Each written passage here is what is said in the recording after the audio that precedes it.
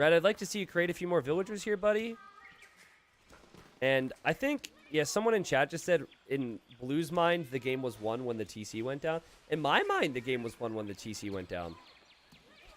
I think Red will lose these archers. I think Red can't control 2 groups at once.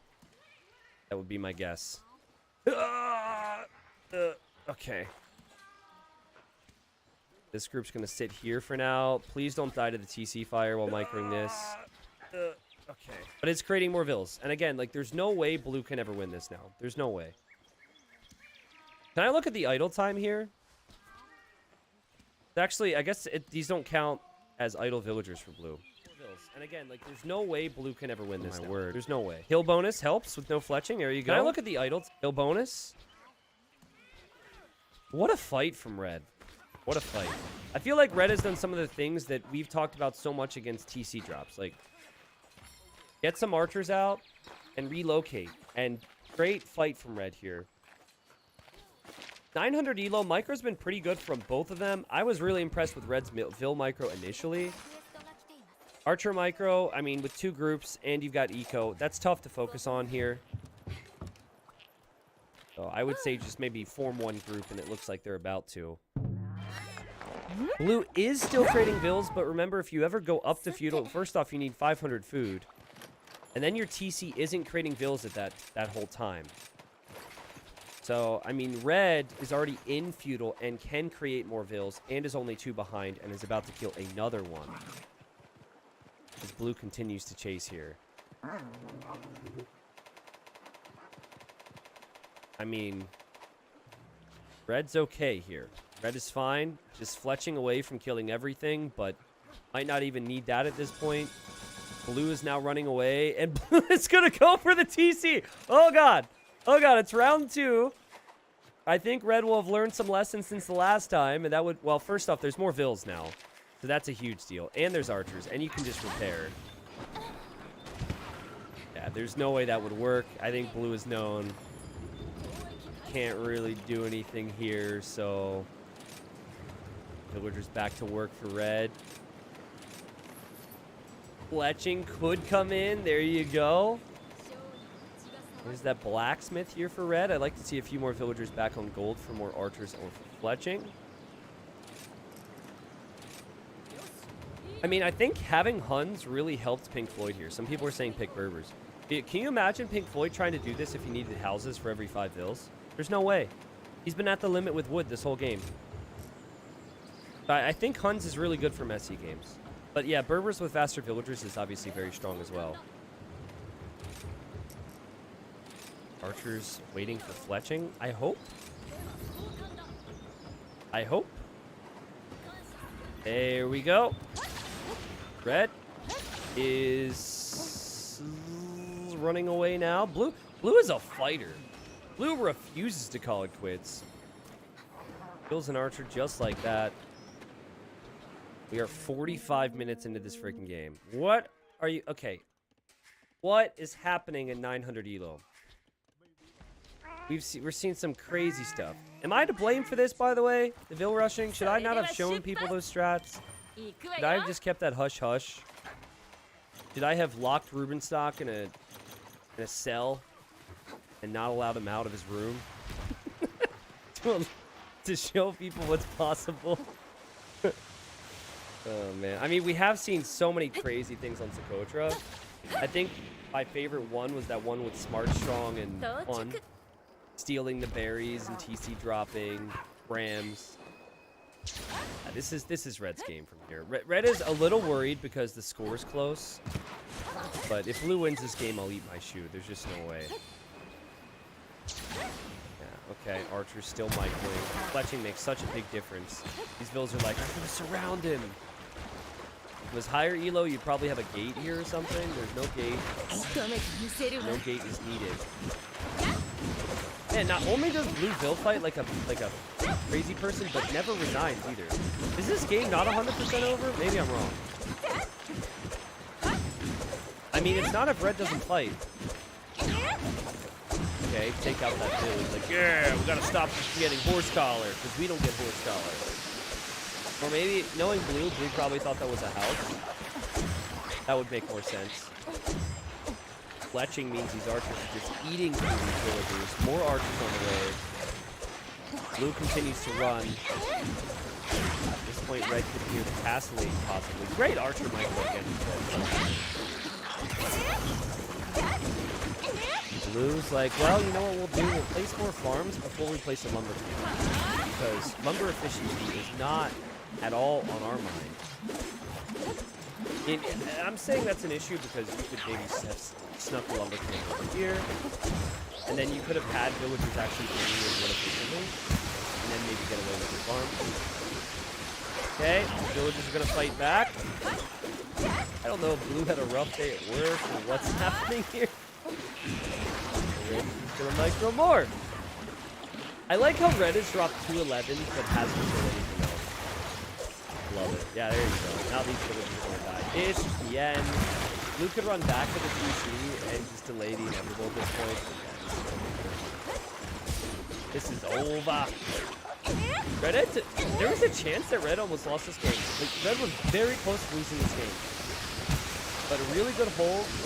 And a really, I think we could even call it a comeback. Really good comeback. If you're playing against someone who does crazy stuff, guys, sometimes you just have to accept that they're not going to be as well off in other areas of the game as you. And here goes Red. He says, no. P90's going to love this. Oh, God. I didn't know that was said. And Pink Floyd has had nothing to say to that. And Pink Floyd runs away screaming, man. He's like, I'm out of here. Oh, crap. I forgot about that guy. It's all right. Listen, if there's one thing I never do, I never look at the game submissions in my Discord. You don't need to worry about that, Pink Floyd. I would never, ever look at submissions. I would never care about what the community would submit to me. No way. Wow, GG. Honestly, well played, Red. Like, again, my worry when I saw the start of this was, oh no, not again. Not another Bill Rush where someone gets overwhelmed and resigns. Like that happens a lot. And it looked like Red just didn't understand what to do. But despite losing dozens of houses and even archers to villagers, it was very well played for Red. And the initial build micro was extremely interesting. And then staying in the game, finding goals, adapting to the craziness was all working. I'd be shocked if Blue doesn't get wins with that. Like, Blue is probably doing that fairly consistently, or I guess was, because the coaches don't know that was really effective. The thought process being, fight their bills, take out their houses, and then you make sure that your TC is always taking out bills.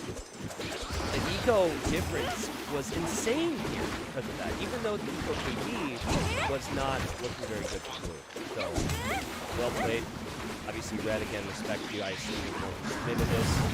Thanks for that, by the way. And if I can't cover everyone's games, submit to this anyways. The old people that actually don't care, that was sarcasm earlier. This was actually one of the submissions. Yeah, there's the wood count, there's the gold count. I'm also super curious what Pink Floyd is doing right now. Let me just check real quick and see if Pink Floyd has a theme on the profile. I mean, maybe Pink Floyd is onto something else because,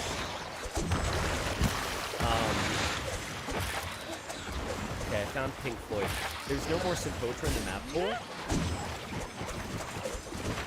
I don't know if this is the same Pink Floyd. Hold on, let me look. Oh, it's definitely the same Pink Floyd. Look at this. Huns. All the Huns. So I would guess that this is the same player. As for if that happens every single game, I hope not.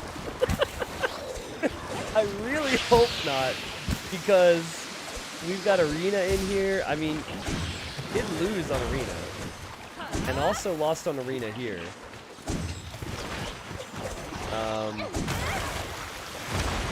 You guys want to watch one?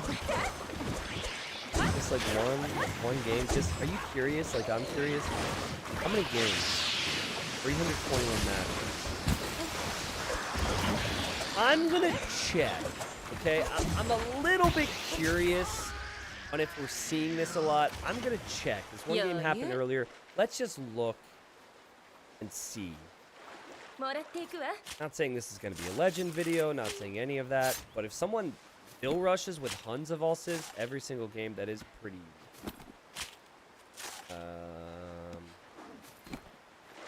Alright, we're going to fast forward through it as well. This is the most recent game. If you didn't do it earlier today, then I'm just going to assume that doesn't happen in any other game but Socotra.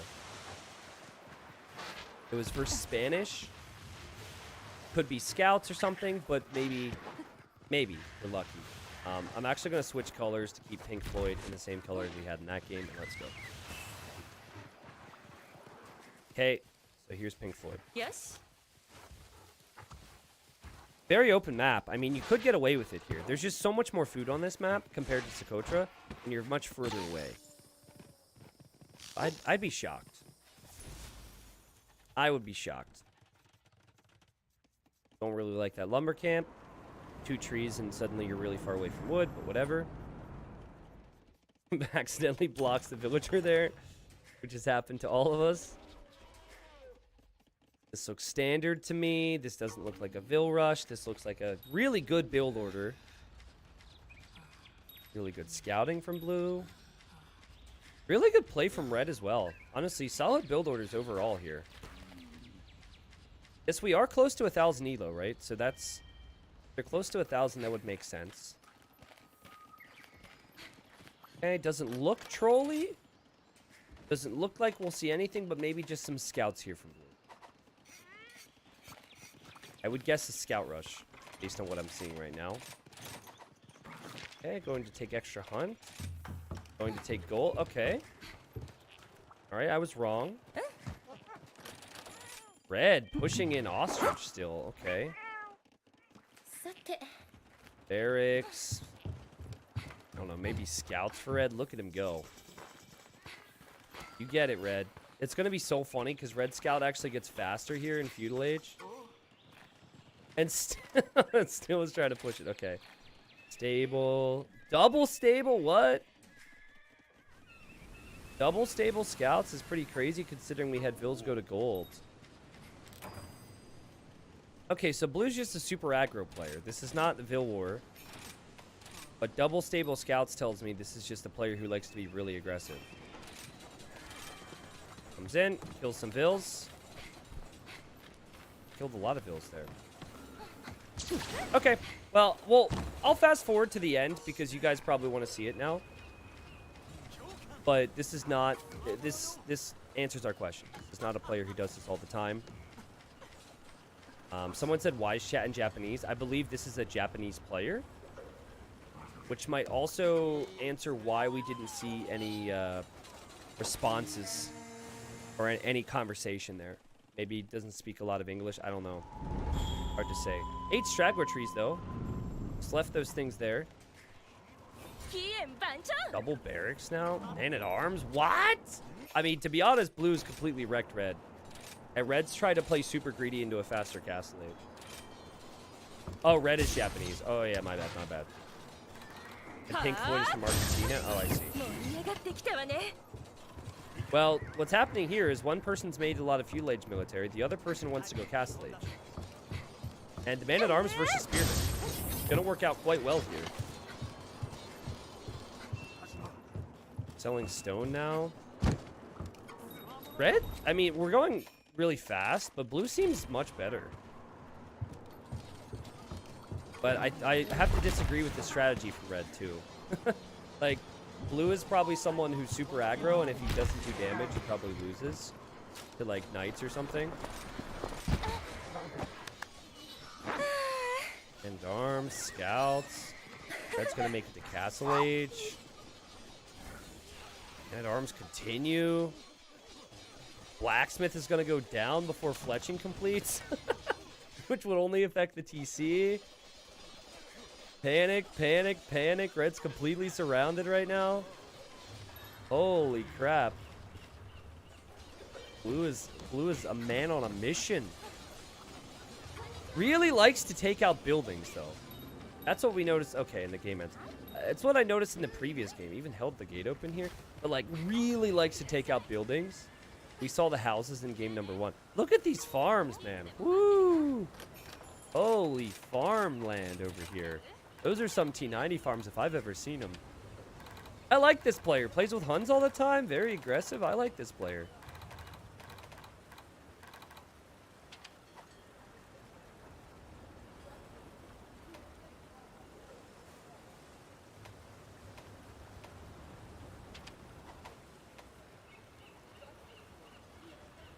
Alrighty. This is going to be an interesting game because Serengeti is very aggressive. But I don't really cast this too frequently. This will be something you will see at times in the T90 Titans League. More information to come about that. Obviously, that'll be high elo. So we've got Serengeti here between Berry Boy playing as the Celts. And then in the blue, we've got Benito playing as the Spanish. Now, I did a little bit of history or researching on these players, and Benito has picked Spanish fairly consistently over the last week or so. So really likes the Spanish. The first thing I think of when I think of Spanish is fast castle cohesive. We'll see. It kind of looks like walls could be possible here, but very tricky to wall in Serengeti because of how the trees are shaped. Sometimes there's a hole that you don't realize. And then in the red, for Berry Boy, Berry Boy has played with Celts twice in a row. This would be the second time. And actually played Spanish quite frequently over the last week. So it'll be an interesting one because I think sometimes it's like players are like, wow, I don't know what this civ does. Or wow, I don't know how to deal with this civ. But I think in theory here anyways, Berry Boy understands Spanish and will know kind of what they're up against. Yeah, but I love the Celts for this map. I think that one of the better strategies for this map would be Man-at-Arm Rush. Celts have the faster Man-at-Arms, so you can really pile an aggression here, and I think we'll eventually see that. The water on this map is pretty much useless. Again, the wood is open, and then the difference in terms of your food would be you have 1 elephant instead of 2, and then you have 5 zebras, and you have 3 ostrich. So instead of having, I guess, 800 food from 2 elephants, and then I'm trying to do the math, 560 food, I think, from 4 deer.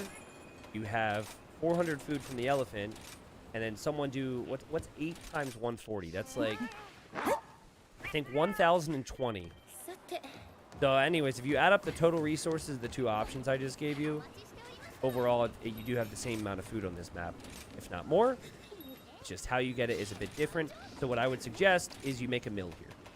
This is definitely a map where you might want to make 2 mills. Mill on your berries, mill on your hunt. Okay, so close to 800 elo. Wow, 6 on wood right now for Berry Boy. The Celts chop wood faster, so curious to see what he can do. He's clearly trying to push in another zebra. Okay, he's just waiting. Blue, in the meantime, is, wow, also sending a lot of villagers to wood here. But Blue forgot to make houses. So I'm going to give you guys a tip if you ever play Spanish. So Spanish villagers build faster. With any other civilization, if at the very start, when you start with 3 vills, if you were to make all your villagers, so yeah, the meta with all their civs is you build a house with 2 villagers and you build a house with 1 villager. Spanish, since they build so fast, they don't actually get pop locked if they build with 1 vill. So my tip would be, if you can manage it, just go, let's say you have 3 vills here, you go house, house, house, and then you're good. And then you have house pop space all the way up to 20 population. You don't have to get house to 15 pop like Blue just did. Alright, so red pushing in deer did have TC idle time to be expected here, but I like what we're seeing here. I mean, he doesn't want to go for the mill on the hunt. I still think it's worth it. Because think of all the scouting intel he could have had. His villagers are already walking pretty far to the TC. I think it's worth it. I know it might make you feel like you're, you know, more of a pro if you push stuff. But you have 500 wood. Drop a mill. It'd be just as efficient, and then you could have scouting information. Just some advice. Hey T90, is it possible to get a Woo hoodie from your website as the link says page not found? It should be. Are you telling me that when you click it, it says that? Like, it shows as an option and then it no longer shows? I honestly haven't looked into that particular hoodie in a while. What's nice for blue is the 3 ostrich actually spawned right next to the berries. So 1 mil will work for both the berries and also the ostrich. What's bad for blue is that the zebra are out here. I honestly think it's possible that blue does not know that there's only 1 elephant here. Because it almost looks like he's searching for it. Would not surprise me, because it's pretty uncommon. It doesn't work when I click the link. Gotcha. Does it let you click the link for the other things? Like the mug and t-shirt and whatnot? I will try and remember to look into it for you, alright? Anyways, blue will make it to feudal.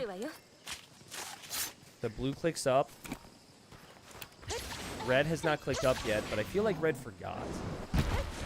You good, red? There you go. Okay, so barracks. 1 on gold. Feels like this could be something like man-at-arms or maybe archers.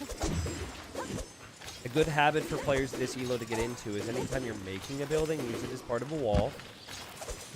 Which red is trying to plan on here. I've made the mistake of looking for a second animal. Yeah. I'm thinking that might have happened here. Here comes red. Scouting blue very late. However, blue is still looking for an animal. I think.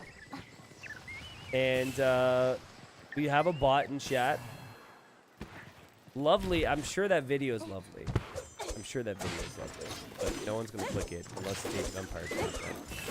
I'm not telling people to spam their Age of Empires content. But yeah, so this scout for blue, I don't know if blue just went auto scout or what, but blue has no interest in finding out the enemy. No interest in... Oh my god, red!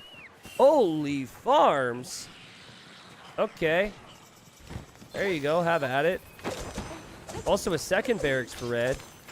But built the second barracks with the villager that was on gold. So there's 0 gold. Okay. Well. Man-at-arms will take some time.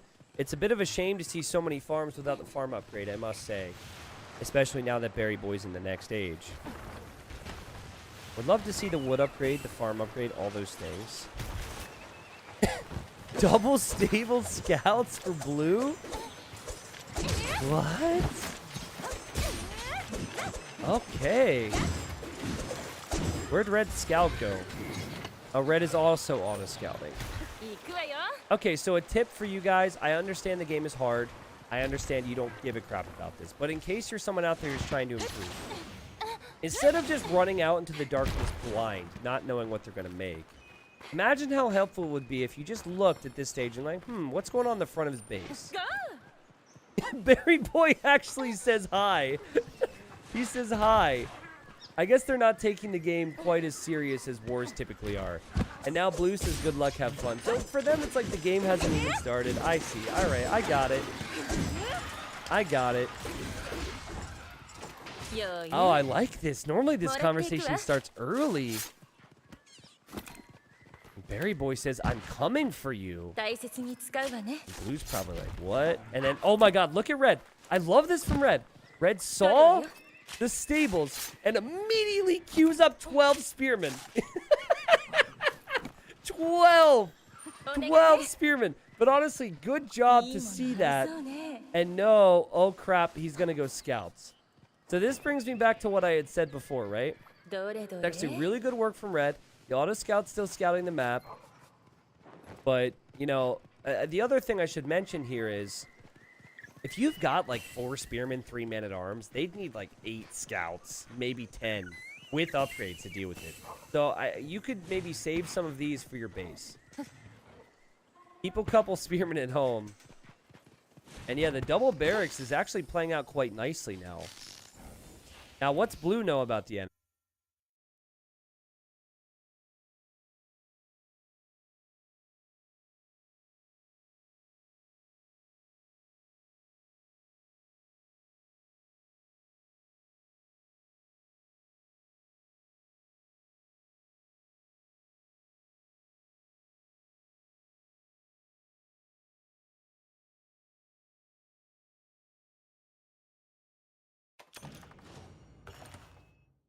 Nothing. Also, no upgrades either for the economy, so both players slacking in that regard. Red is actually getting the blacksmith upgrades, though. Got armor and is getting attack. And did get the farm upgrade. Of course, most of these farms were seeded well before that, but at least it's something. I'll take it. Also, Celt villagers do chop wood faster regardless, so economically should be better for Red. Now, normally I would say you don't want to make too much infantry because your opponent will make archers. But then again, it is Spanish, and Spanish do not get crossbows. So, Berry Boy says, damn, your base is scary. And you know what? I think Blue needed that confidence boost. I think that Blue has been feeling scared himself. And after seeing that, Blue's like, you know what? My base is looking pretty scary. My horse is moonwalking. I'm going to go out. And I'm good enough. I'm worthy. I can go kill stuff. Again, the horse is moonwalking. He's covering them, guys. He's paying attention. Make sure there's no armies chasing me. And okay. This is actually good thinking from Red. Red actually realizing there's going to be holes in these wood lines here. So Red, little chatterbox. Blue shows up, and Blue...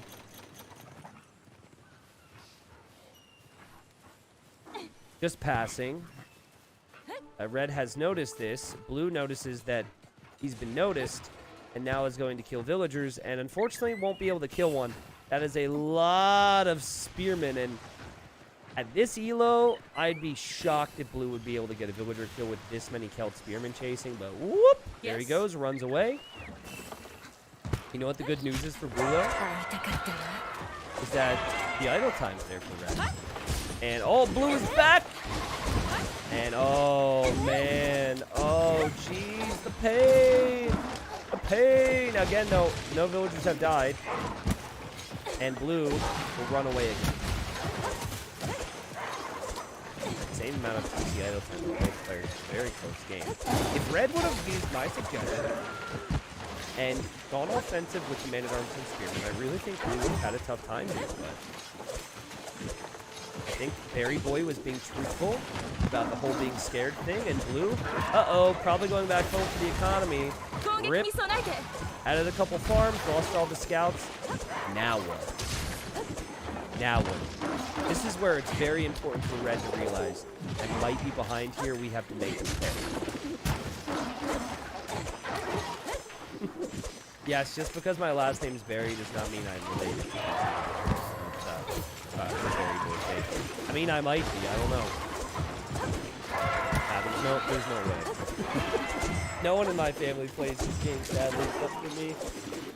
I'm the only outcast. Another barracks for Berry Boy, who still seems very scared. You just killed their whole army. You got an awesome horse. Do you not want to try and kill them? It is possible Berry Boy assumes it's a wall, by the way. And it might be by the time Berry Boy makes it over. We will see walls here. This is an area that's still exposed. Overall, Blue's done a good job, but Blue wants is to drop a castle. When you're up against Spanish, you need to apply pressure, and I said before that Berry Boy has played Spanish before. I don't know what Berry Boy did. At the moment, okay, the building was missing for Berry Boy, now Berry Boy is the castle. Damn, dude, you scared me there, lol. Okay, hey, this is a nice person, alright? These two are really nice and having a good time. I'm happy with it. Maybe this is my cousin or something. Just a scouting party, says Blue. Yes! And Blue realizes that this is too tough to wall, I guess, and is just going to drop a tower here. I mean, this would obviously hurt as well to get hit here. Bought the stone, so Blue hits the plan, and Blue will drop a castle. I'd like to see it maybe right here. Protects the gold, protects the farms, protects the entrance into the base. Drops off the stone, has the stone. Where are you going to drop? Right here. Right here. You already have a tower here, right here. Oh. Okay, so protects nothing. Alright, well, I mean, it is on the hill. It is in front of your base. Meanwhile, Red goes, supplies! Red researches supplies. Apologies to the guy who continues to comment my YouTube videos that he doesn't like it when I say supplies like that, and that it's getting, I quote, very boring and tiresome. Sorry, I feel obligated at this point. Alright, Red's committed to infantry. Red's like, why would I ever hex switch into anything else? Also, Red was completely terrified when Red showed up here with the 3 man-at-arms. He'll never do that. So this is why you can never let the early man-at-arms discuss future plans with the other armies. Because these guys, they should be battle trained and ready to go. But they got to hang out with 3 men-at-arms, and the 3 men-at-arms are like, hey, don't go out there, it's a scary place. And they're in place now. I mean, after all, they are men-at-arms, and these guys are just spearmen. So they're like, oh, can we really trust their instincts? Should we trust these guys? Are they better than us? Yeah, it's a tricky subject. So that's why they're at home. Longsword's on the way, chainmail armor on the way, and Red says, I'm a siege, your brother. Now, Blue is making knights, which is very confusing to me after seeing the opponent has a lot of infantry. Really thought the castle was going to be for conquistadors, as it is a mobile gunpowder unit, which is very good against infantry, but maybe Benito doesn't know that. I love chat in games. Obviously, it's very hard to play this game, so it doesn't happen all the time, but I love it, and Red's actually going to make a siege workshop, so I don't think Red was kidding. I thought it was maybe a troll. And yeah, I mean, it hasn't been the most aggressive game ever. Red has killed 6 units and lost 0. It's been a very close one. Both players have tremendous farming ecos, especially Blue. Blue now dropping a TC. Hold on, let me say. I'm getting a phone call. Guys, it's my cousin. What the? I'm kidding, it's not my cousin. It's a spam. But, you know, same thing, pretty much, depending on the cousin. Second TC is going up. And it's on the gold. I like it for Blue. Now, maybe grabbing relics would make sense here. And yes, we have Tonks as well for Benito. This is where Celts struggle. There's a couple civs with unique units that really damage the Celts. And I would say one is Mongols, another is Spanish. Show me that sweet base with a heart, says Berry Boy. And there's the scout. And Blue reacts with a garrison, but the scout's still alive.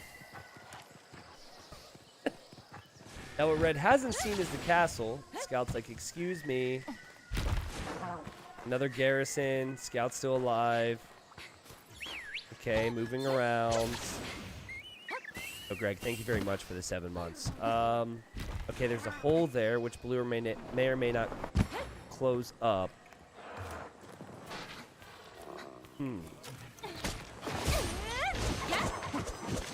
Now, the joke, so for those that don't know, my last name is Barry. And so that's why people have been joking that this could be a relative. Siege Tower! Okay, here come the army. Here's the army of longswords. But, bro, longswords on their own will struggle against knights. If you have the pikemen, you're good. These things need to be buddy-buddy. I don't know about moving out on their own. Man, they're fast. Honk Knight, though, which is completely shredded. It couldn't even be close. But on the bright side, at least Berry Boy's moving forward for once.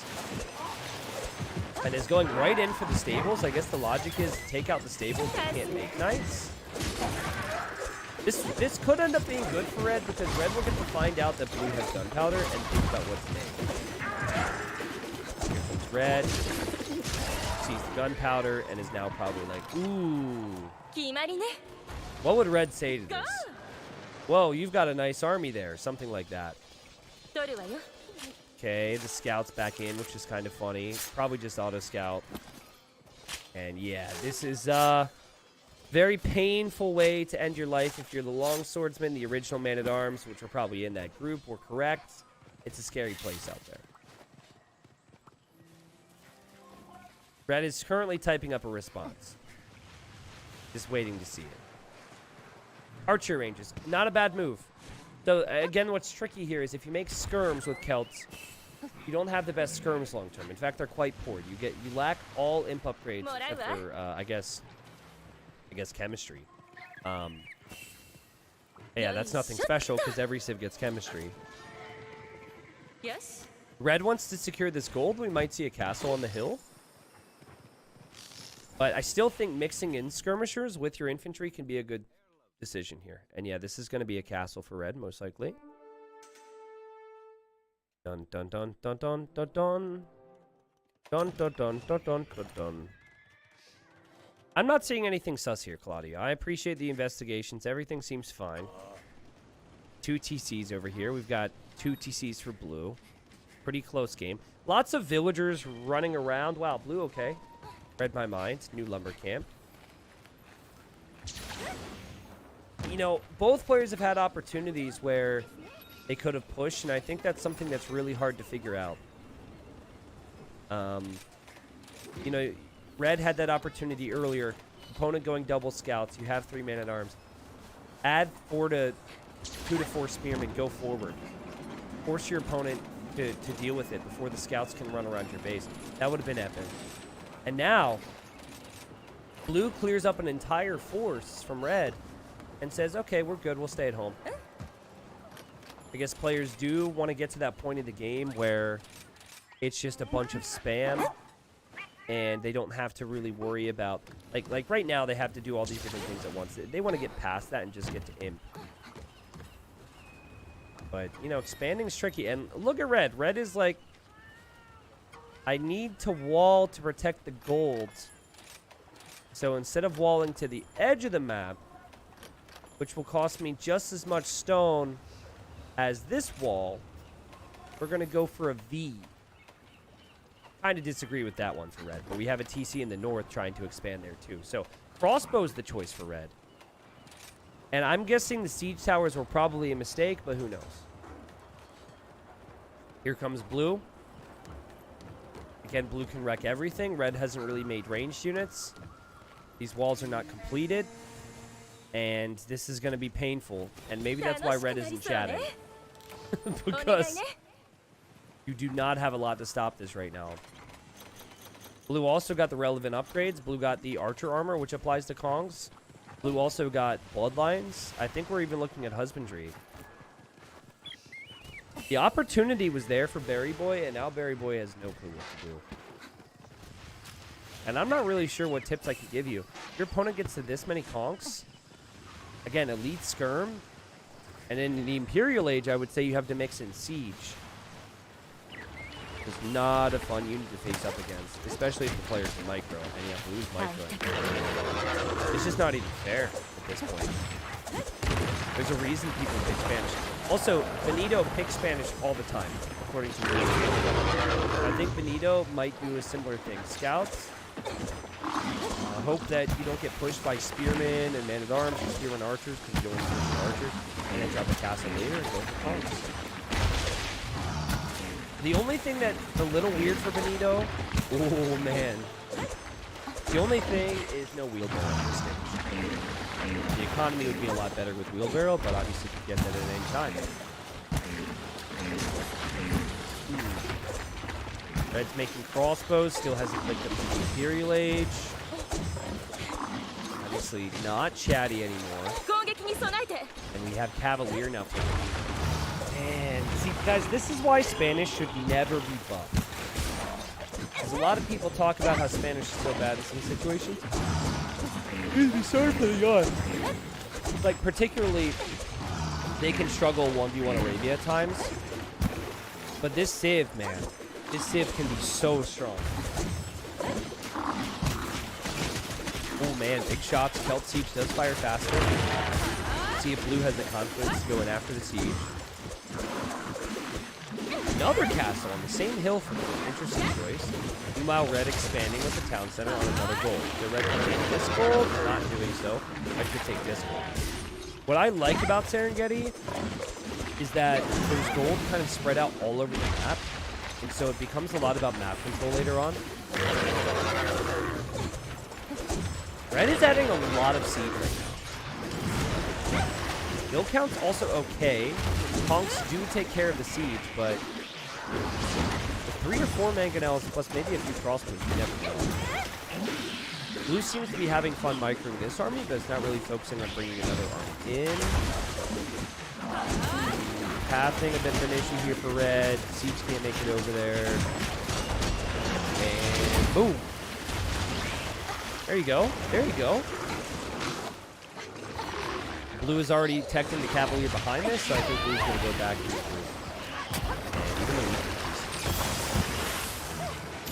Do we have any relics? 0 relics collected. Blue, maybe a little tunnel vision. Didn't have any vision on any of the extra golds. Everything's expanded. Red, you maybe sell a little bit of food here at the market. That would be great. Get up to the interior range here. Or should I say, go up to him. Go up to him. Go up to Imp. You never know what you're going to do. Rolling forward with onagers. It's the great counterattack of 2022. Meanwhile, he's got Bills down here. Another TC. I mean, that's good thinking. This... I don't think Red knew about this until it was too late. Okay, saves one of them. That's worth it. That's worth it. It's all about sending a message. And that message is, I'm okay with wasting gold. If this game goes on longer, what are you going to do about it? Because you don't have as much gold. Benito is using the market. So Benito recognizes the importance of that. That is something that Berry Boy has really struggled with. Berry Boy now added stable. So I think Berry Boy is just going to make light cav to maybe spend some of that food. And as I say that, we have more now. Again, I think siege towers were a misclick because of when Red made them. What they accomplished, though, is you can get over top of walls.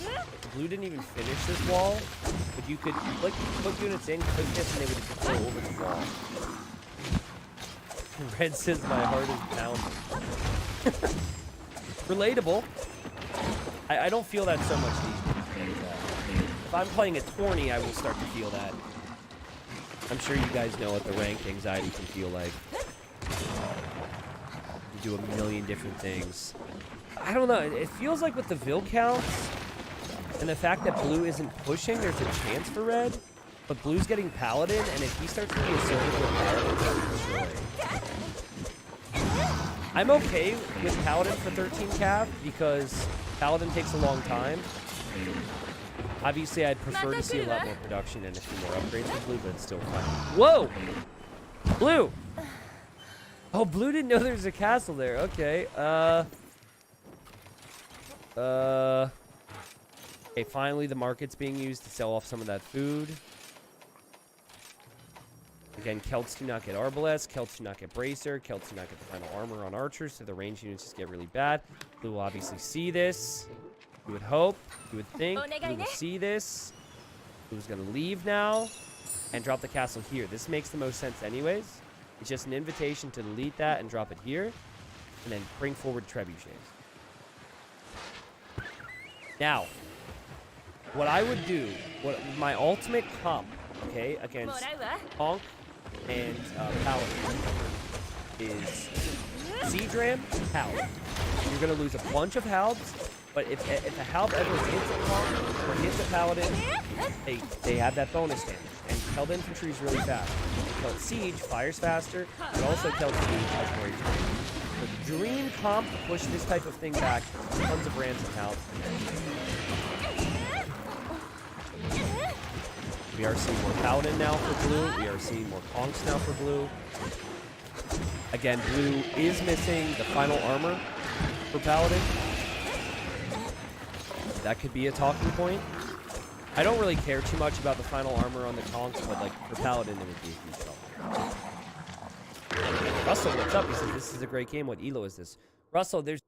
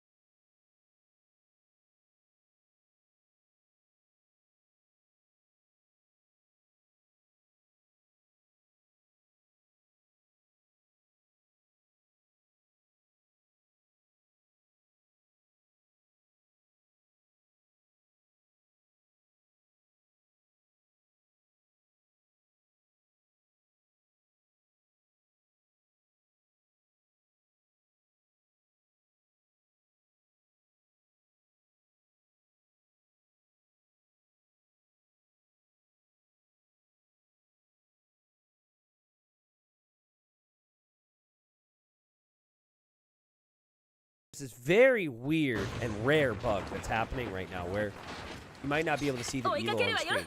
So all you have to do to fix the Elo on screen is open your eyeball. No, I'm kidding. If you've been around long enough, you know I like to do this, like, you know, do 16 jumping jacks and go to your grandma's house and make a batch of cookies and then throw them in the trash. I like to say all these random things. It's right here. So if you can't see it, it's 783 for 791. Be close match. I jest with Russell because I love him. I knew it was just under 800 Elo. I just wanted to hear one of those. Lazy P90. Oh, I failed you. I'm sorry. Okay, Onager's on the way. This will be...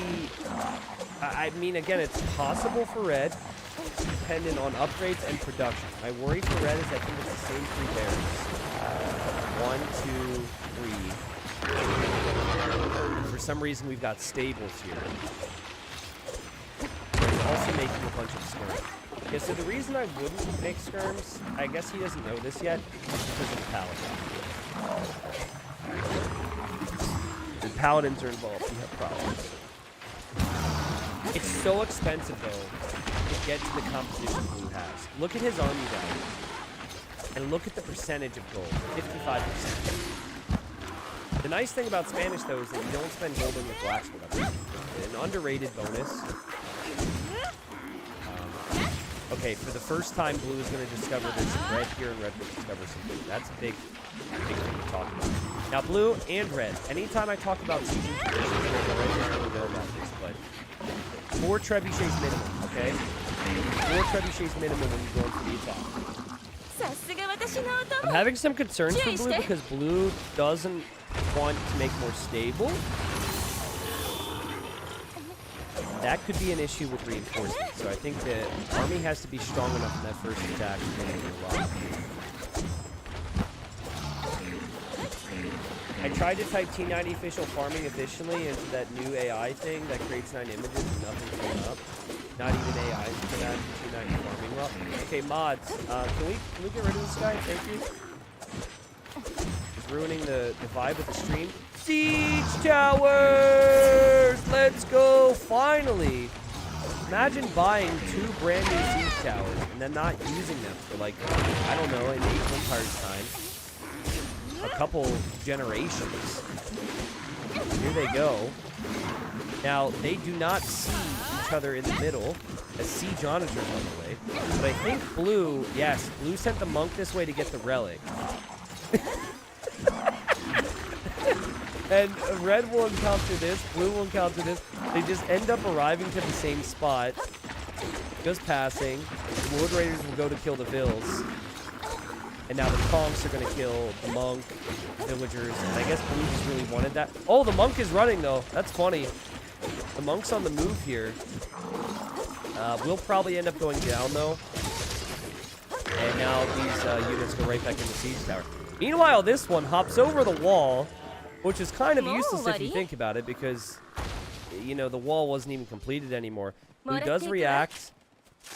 So Blue's whole force is chasing these 2 siege towers. Super worth it. Super worth it. Meanwhile, Red did actually garrison there at the same time. So Red's pretty on the ball right now, I'd say. You know, we talked about assertiveness, right? And being aggressive. And there's opportunities throughout this whole game where players would be aggressive, win a good fight, usually defensively, and then they wouldn't counterattack. And I'm curious what happens now, because for me, this is all a good thing for Red, and this is now an opportunity for Red to make a push. But Red has so many, just has a really weird army. I don't know if he'll be able to do that. He is going to try and grab this relic, by the way. And in case you haven't noticed, do you see whose face is on the monastery? That's the Lord Doubt right there. It's a beautiful monastery, I have to say. Tell me Blue sees this. Okay, so Blue sees this. This should be the end. But oh my goodness, that's a lot of stuff. Also, small tip here for Blue. Get supremacy with Spanish. Your villagers will survive the raids a whole lot longer. Oh, man, if only blue had had ballistics a couple seconds earlier.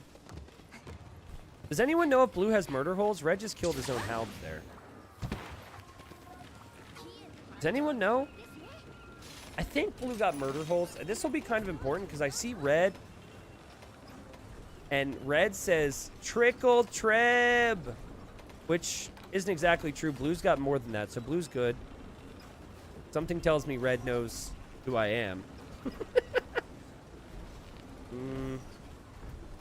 We may have been baited.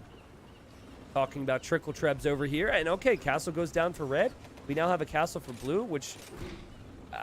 oh, man. Does blue try and contest this?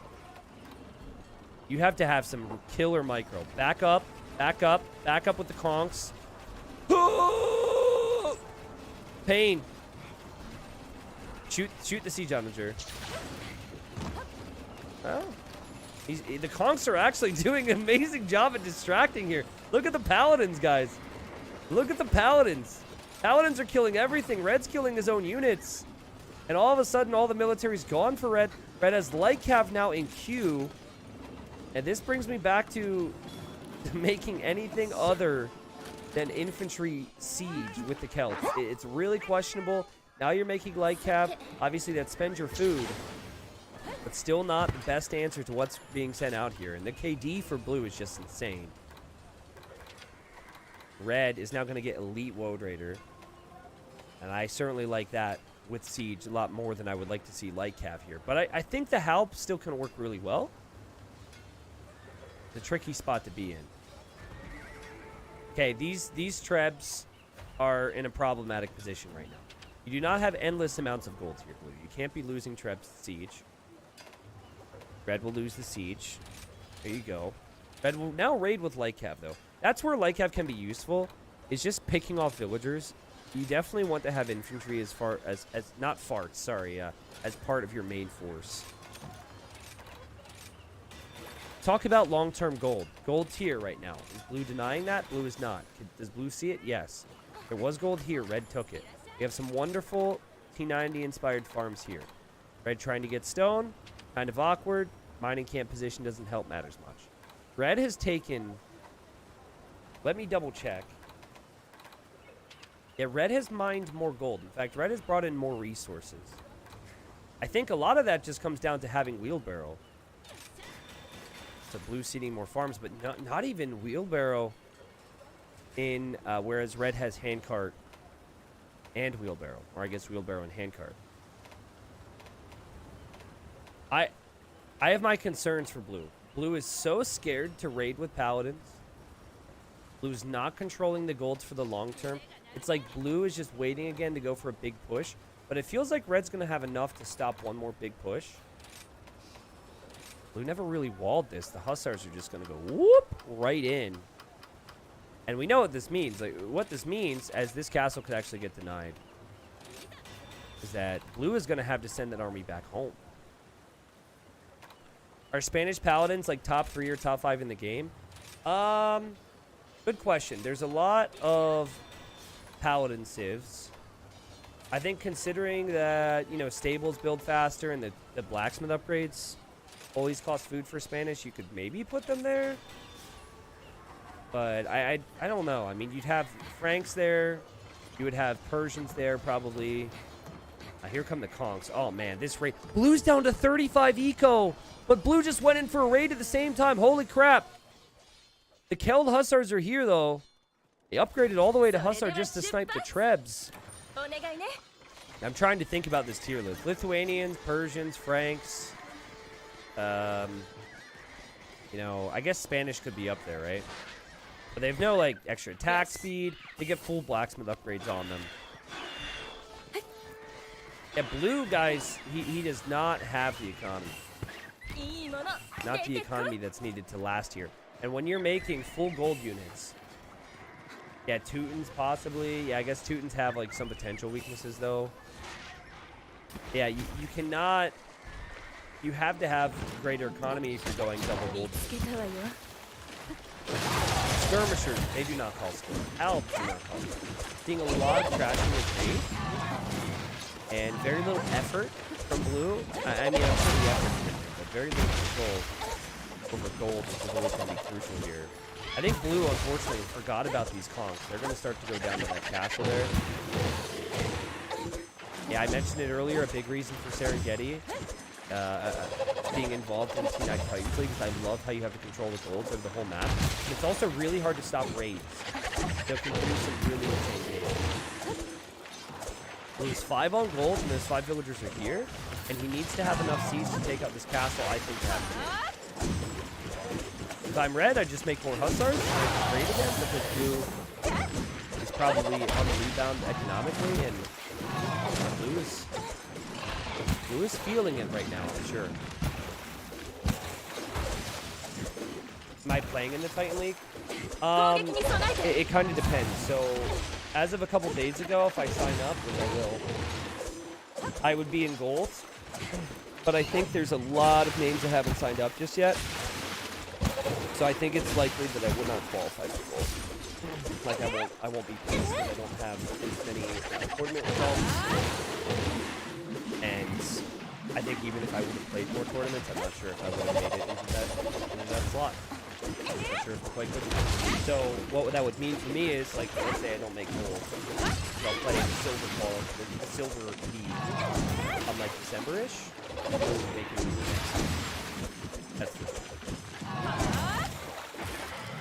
Yeah, the relics right now are 1-to-1. So that is not an area where either player has an advantage. But there's still gold being mined in different areas of red, and red hasn't spent it. Red's having fun right now, whereas blue is just like... I feel like blue knows it's over, but blue just hasn't been killed. I'm sure you know that. Like, I've been in that position before. You're just like, kill me already, man! Freaking kill me! Also, you gotta say, there's some frustrating things that have happened in World before, but what has it been, like 2 or 3 times now? Units have run into your base.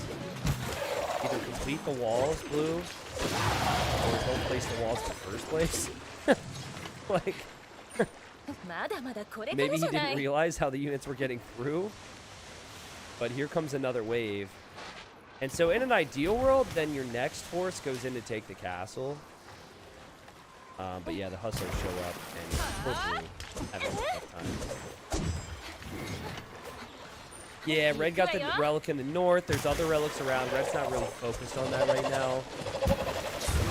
So the hussars, great for raiding. Red doing that now. It actually doesn't have the castle age armor, but it's just a unit. It doesn't cost good. You spam, good food eco, and then even without killing those here, look how successful this is. How much this has achieved. That raid would have sealed it for me. I would have forfeited after that. Yeah, I don't know. I mean, I think blue still feels like he's got one potential push in him. But I think blue will find out the hard way that it's not going to be possible. It's 17 eco for blue. 56 total pop. Red's probably wondering why blue hasn't resigned at this point.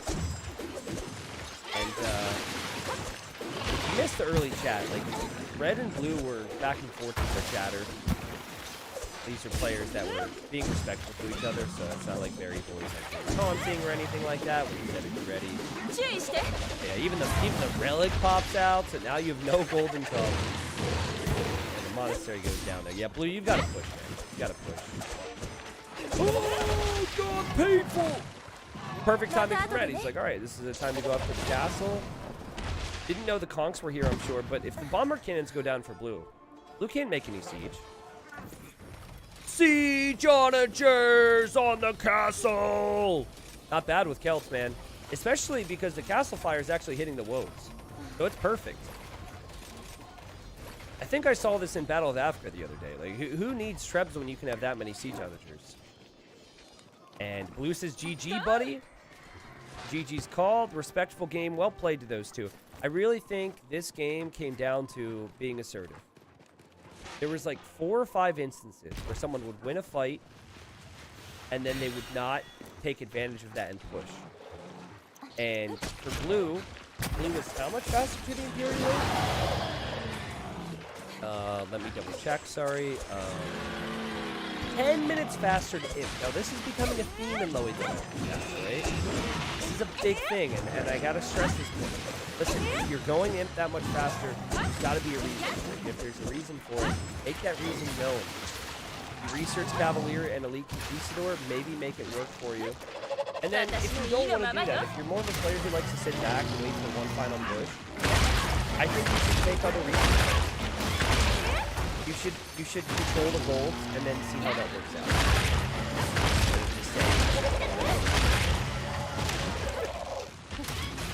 All right, Arthur says I'm Barry Boy. I figured some viewer, but I saw some of the comments there. Says, can't believe you cast the game. Gotta rewatch and record it and put it on my fridge. Oh, I'm sure. Man, what type of fridge do you have? Do you have like a smart fridge that can play videos? There's the KD for Benito. Again, you know, Red was behind for a lot of that game. Brought it back because of the economy. And not relying on only gold units. That went a long way.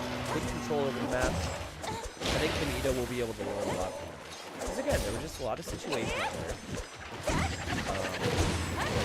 I go military units. Military. Boom. Okay. So you could see it. Right? There was a big fight here, and so this is a big clear up of military for Red, and it was right for the Imperialists. And then Blue was never really making a push, never making it work. And then of course Red just eventually snowballed. Of course, throughout that, you know, we could combine the eco, right? So this is your more traditional timeline. Red was expanding the economy. Like Blue just stopped producing builds and kept getting hit, and eventually it's nothing in the bank. It gets out of hand really fast. So again, my tip is, in that situation, snowball your push towards the center. Maybe use the towers to break a little bit. You sit back and you wait. Pretty soon you're going to have siege towers rolling into your base.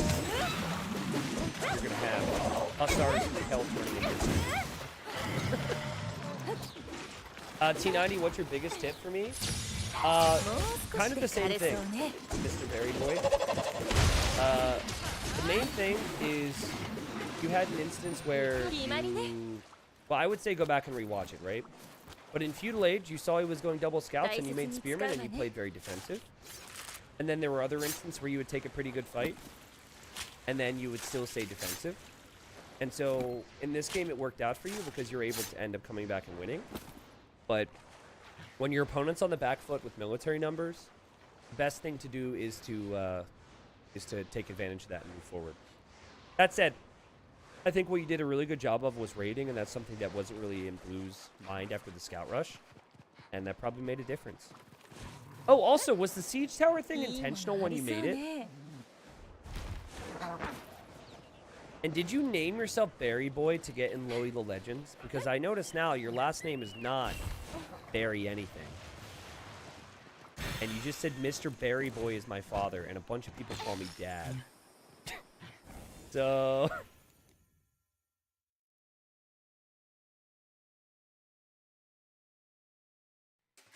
All right, ladies and gents. I have read amazing things about this game, and I'm excited to bring it to you. And it's also been a long time since we've casted 4 lakes, a map with 4, well, ponds in the corners, with lots of fish. Plenty to talk about, I'm sure. And again, from the little bit I read about this game, plenty of action. In the red, we have Guardsman Gary. You can see their elos, actually, at the bottom right.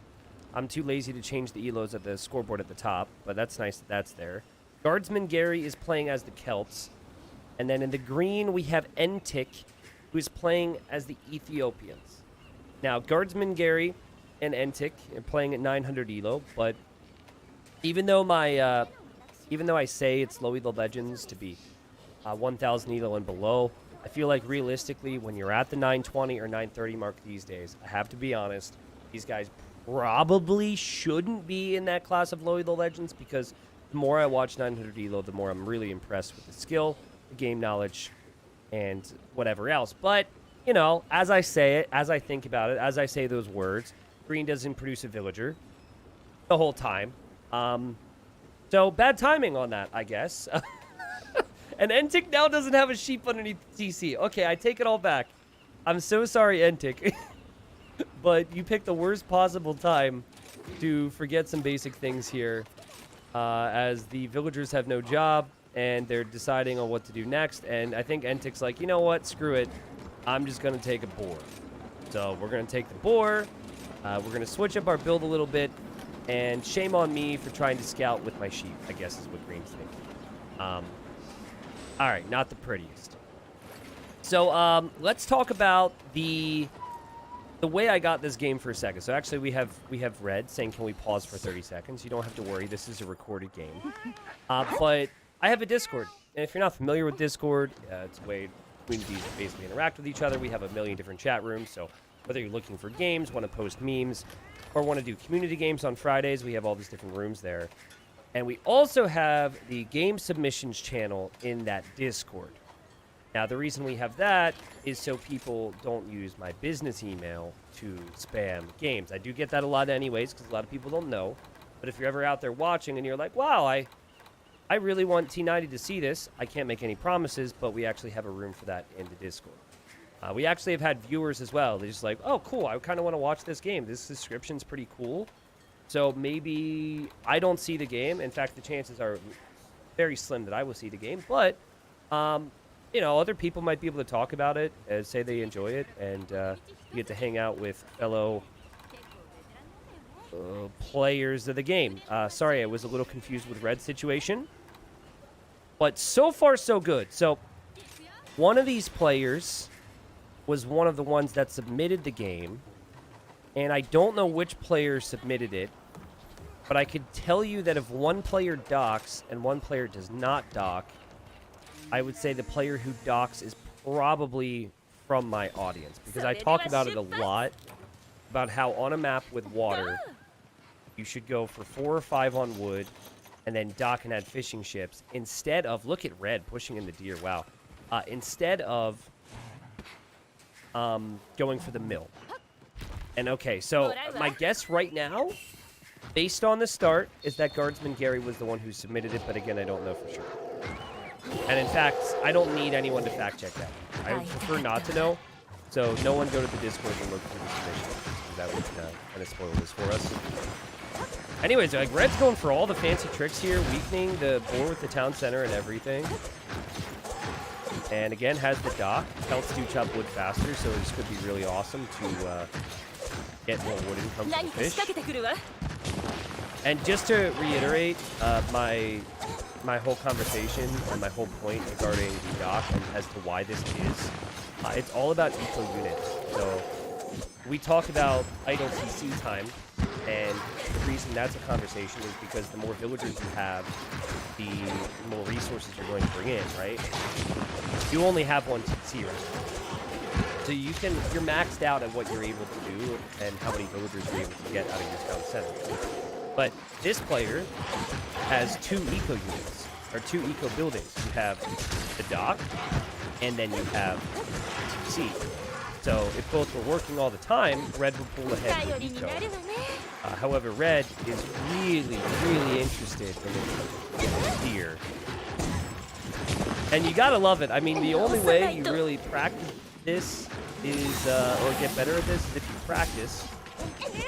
But in the time that Red pushed in that deer, Red also didn't create a villager at all. So, you know, you've got some low elo tendencies. Either way, the fishing ships are on the way. Red's on the way to tutelage. And what's the scouting look like? Not great. Not great at the moment. Again, you know, if you want to listen to my tips, I would say, look, just scout the map instead of pushing the deer, especially on a map where you've got fishing ships. And Red says, I want food, man. I want food, and I am not going to waste all the food that the AoE gods have given me. Okay, Red's going to try it again.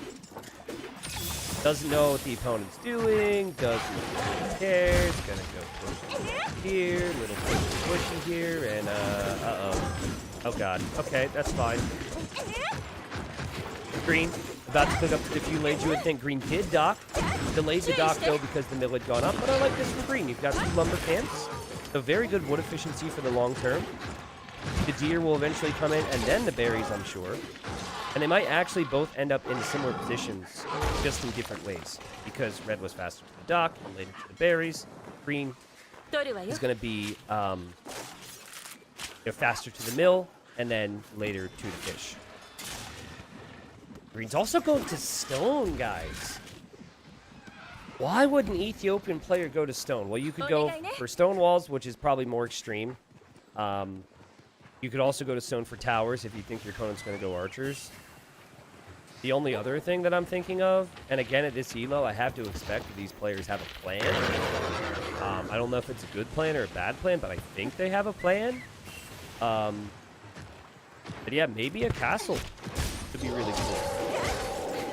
Gotta love this from Green. Green was about to get pop capped, and Green said, oh, okay, I'm just gonna make all the houses and make them as part of my walls. Also, Green's still Dark Age. So, that's a problem. Green, did you click the feudal age and not realize that it didn't actually work? Green, you good? Okay, Green's gonna get there eventually. We have to have faith. Meanwhile, Red is in the feudal age. Red is scouting the enemy now. There goes Green. Green garrisons loaded into the sea. And that's probably what reminded Green, oh crap, I didn't click up to the next stage. Red goes for the blacksmith, Red goes for the market, and it looks like this is a fast castle for Red. So Red's got a pretty massive lead. Also, IMAX, no joke, for selling out of my merch store, which I don't even know why this happened, by the way. You seem like a complete bot. If people didn't know you, they'd expect you were a bot at this point.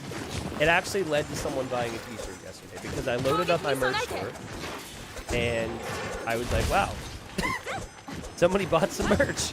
So, thanks for that. So, Green is definitely off to the slower start. But Green's going to be able to pull off a fast castle quite easily as long as the buildings are built right away. And then Red might be in Castle Age faster. But Red, to my knowledge, doesn't necessarily have a plan here, right? No real military plans. Maybe Red would boom and add a lot of villagers with town centers, but Red doesn't really have the wood for that. It would actually be a really good build-up for maybe Knights. Because the food's there and the gold's going to be there. But man, look at the resources for Green. But here's Green scouting. I believe this is actually auto-scout from Green. And Green has made it to the next stage. And honestly, Green just seems to be a little relaxed, you know? Doesn't have a ton of urgency about life. And drops the market and is now going to drop the blacksmith. And so eventually, once these buildings are complete, Green will have the resources to go up. Red, I don't think is going to go be aggressive, but okay, never mind. Red's going to make a stable now. So Red is thinking about some things. As far as my business email goes, by the way, it gets spammed with so much stuff, but I do try and look through it. You know, you could always message me on Discord, but I also might never respond there either. I'm not trying to sound like I'm not approachable, but I get a lot of messages, and I have to prioritize my time because I already spend way too much time doing this stuff. So, but yeah, there was someone earlier who was like, said they emailed me. Unfortunately, there's like about like 30 emails that come in a day. Not all from like viewers or whatever, but you know, just like random spam from different companies about content creation. Yeah, I would say give it your best shot there, and we'll see what happens. Discord implemented a new feature recently where if someone messages me and I'm not friends with them, or like they're not, you know, I basically could set it so it doesn't actually go into my inbox, and I can go to a separate folder, and I could like kind of sort through what I want to talk to, who I want to respond to, and who I don't. Which is why I recommend Discord more these days, because it's just a little bit easier for me to go to it when I want to. All right, so again, Guardsman Gary had a great Castle Age, but didn't necessarily have a plan for Castle Age. Green had a slow Castle Age, but has a plan for Castle Age. So this game's going to be pretty even. Also, I love the house wall here from Green. Green also... Oh, the first blood of the match.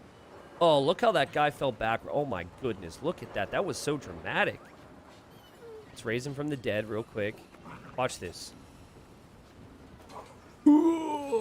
His arms fly back. Jeez. And then oh man, he trampled over him too.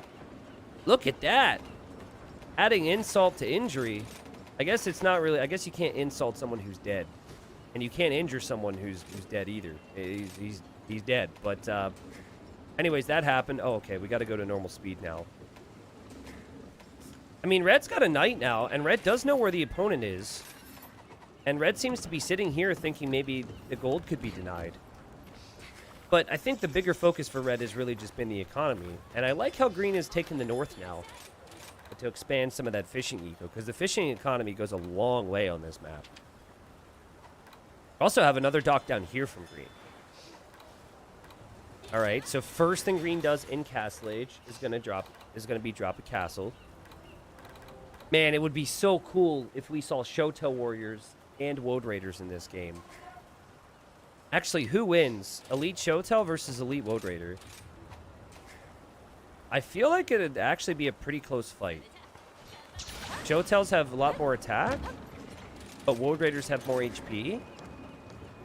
And they both attack pretty fast as well. I think Woads would probably be better at running underneath Castle Fire because of their strength, but I guess we'll find out. Man, Green might make a lot of these things too. Green is definitely behind an eco, but Green knows what's up. Green's going for the attack and also the infantry upgrades, and we're talking Feudal Age and Castle Age upgrades.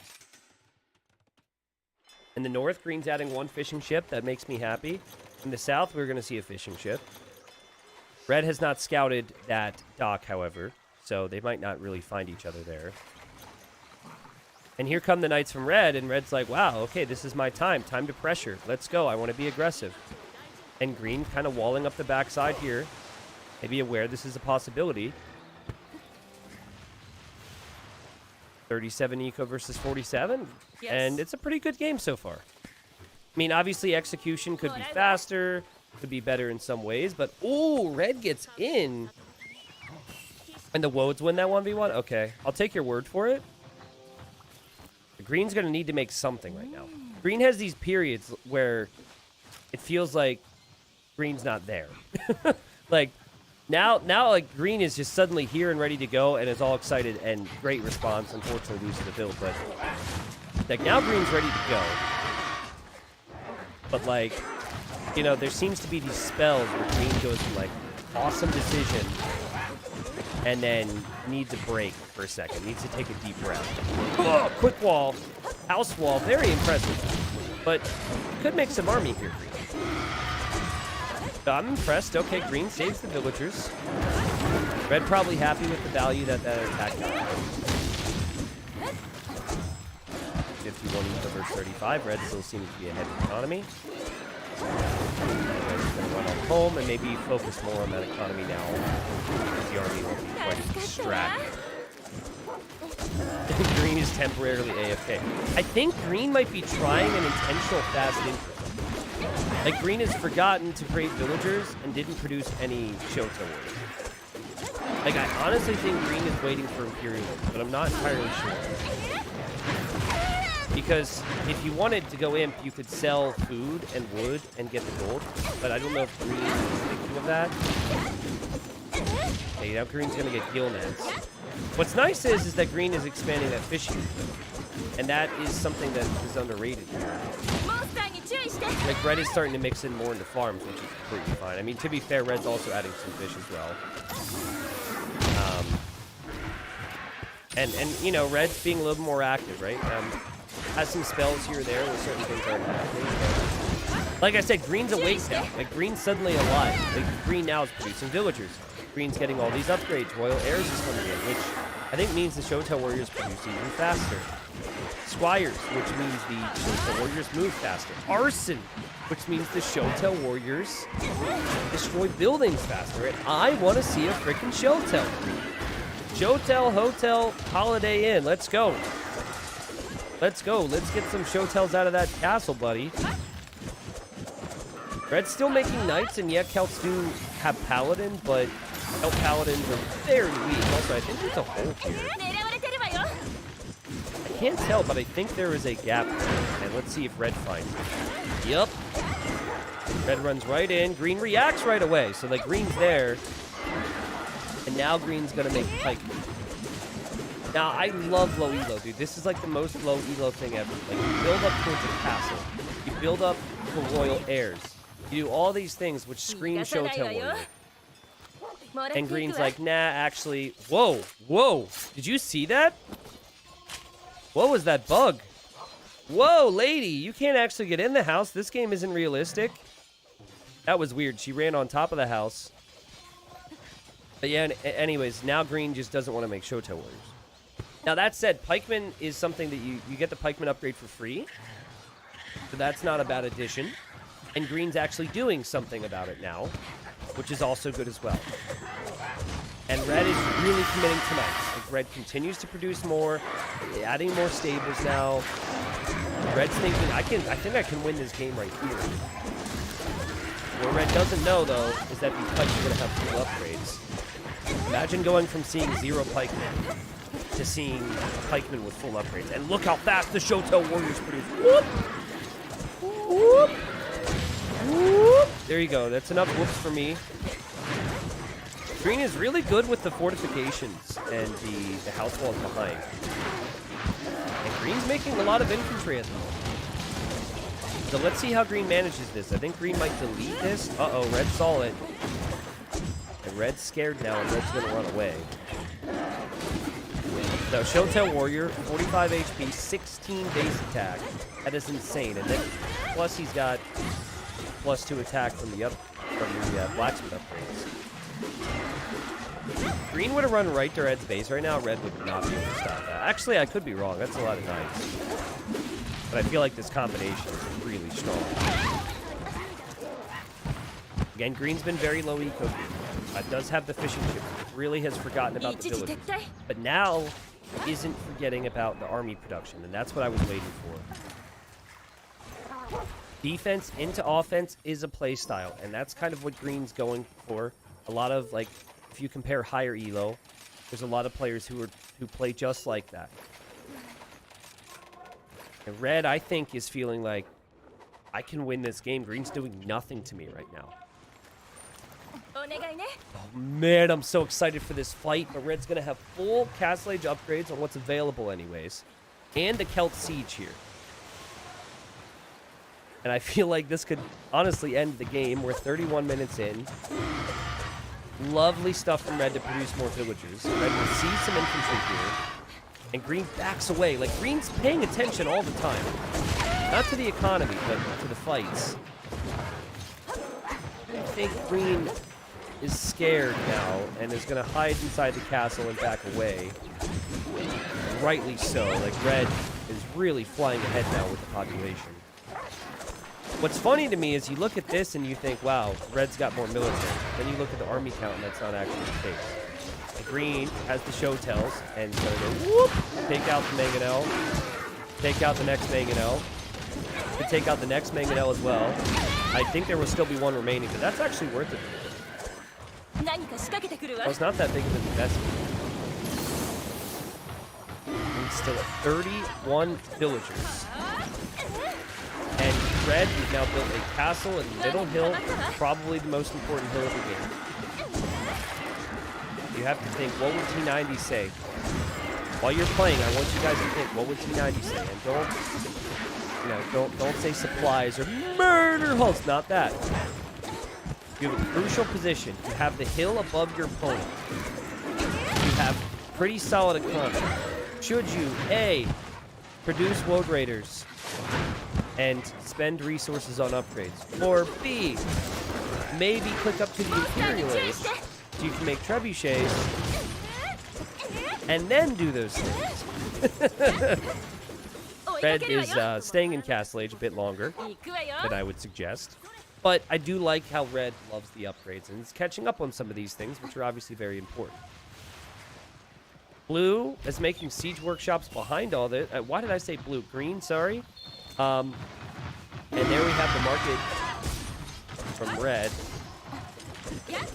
And I think Entic, who's very much aware that his opponent has a castle here, should also consider the Imperial Age. and actually can put a bunch of those bills. And, oh, is gonna be a sneaky boy. I like this a lot. Yeah, because, like, Red's waiting here. You're probably both waiting for the big Imperial Age fight. Good job from Red to pick up. One of the hardest things for players to counter when you're walled is you sneaking out of your walls and running to the base, because they never expect. But here comes Entic with these show tells. Where's the MTC? No way! Oh my god, please tell me Green finds the MTC. That would make me so happy. Green has been pretty scared to attack this game. Look at the show tells. Now, your mom told you growing up, don't run with scissors. Whatever this, don't, apparently the parents of the show tell warriors didn't say don't run with sickles, man. How are they not smacking each other in the face with these things? Anyways, Royal Heirs is actually paying off big time because the production's just wild. From one castle, too. Not multiple, one castle. Green sneaking. Hasn't really seen a lot of Red's base. And this is Red's point of view. Red's like, I've got this game. I'm going to kill this guy. And I'm going to love life. And I'm going to tell all my friends. And I'm going to tell my mom. Yes. And I'm going to... all of my life's problems are going to be fixed because I'm going to win this game because I have the hill. And this is awesome. And then suddenly, here come the show tells. All sneaky-like. Oh, so sad. It wasn't the Imp TC. That's such a good guess. Because normally the players will go up to Imp with their first TC. Oh, I'm so sad that Green just got the wrong TC. That would have been such a play. Anyways, the TC's down anyways. Imperial Age will come in for Red. And Red's like, what? I thought this guy was walled. This is cheating, man. You can't counterattack. So the show tells and all their upgrades finally pay off here for Green, and Green's going to slice and dice. Slice and dice there. Also, all these fishing ships will be idled if the dock goes down. Green has also spread out, excuse me. So this is going to become tough for Red. Red sees this, but not before all the villagers get destroyed. Oh, this is so satisfying. Entic with 25, 26, 27, 28, 29 villagers killed. Nope, just 28.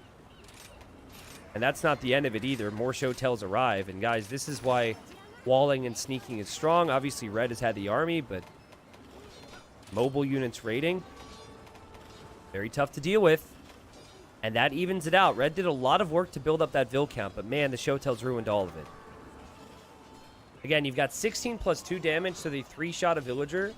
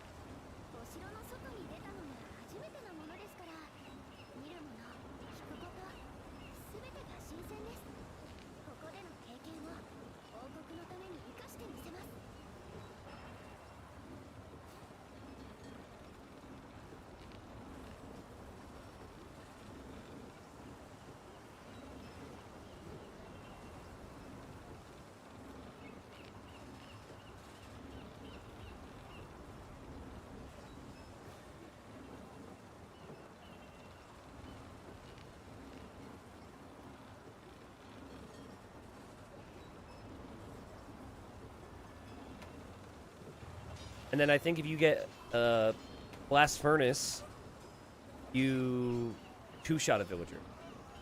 I think. Meanwhile, you actually have the Trebs here from Red.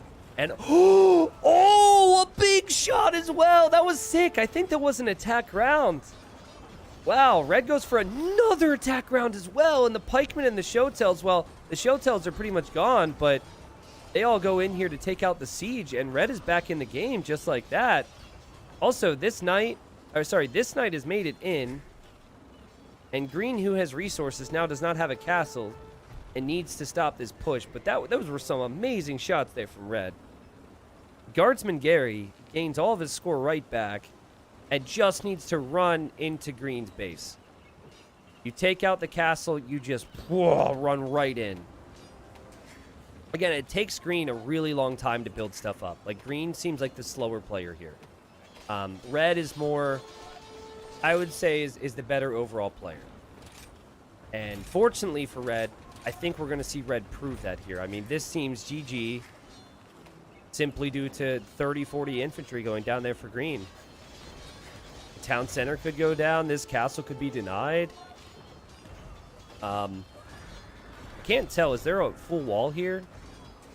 I feel like there isn't. But anyways, the Woad Raiders and the Knights here are going to kill all these villagers.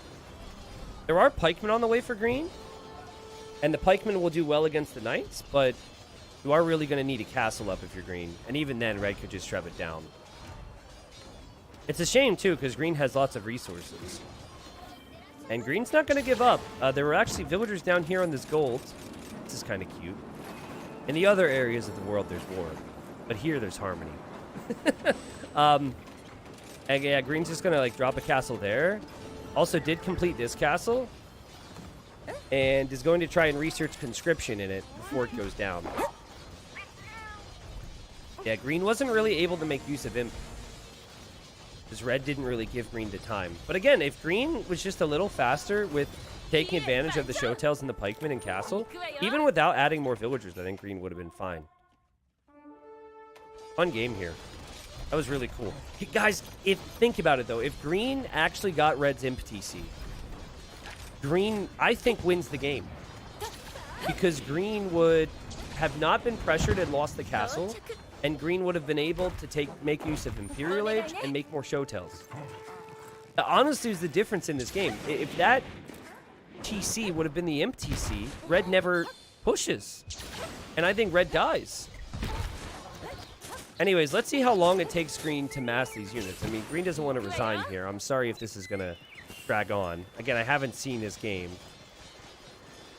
I don't think there should be any way green wins this game from here. But then again, red has 0 defensive castles and doesn't really see where green's at the moment. Slowly destroying the buildings here.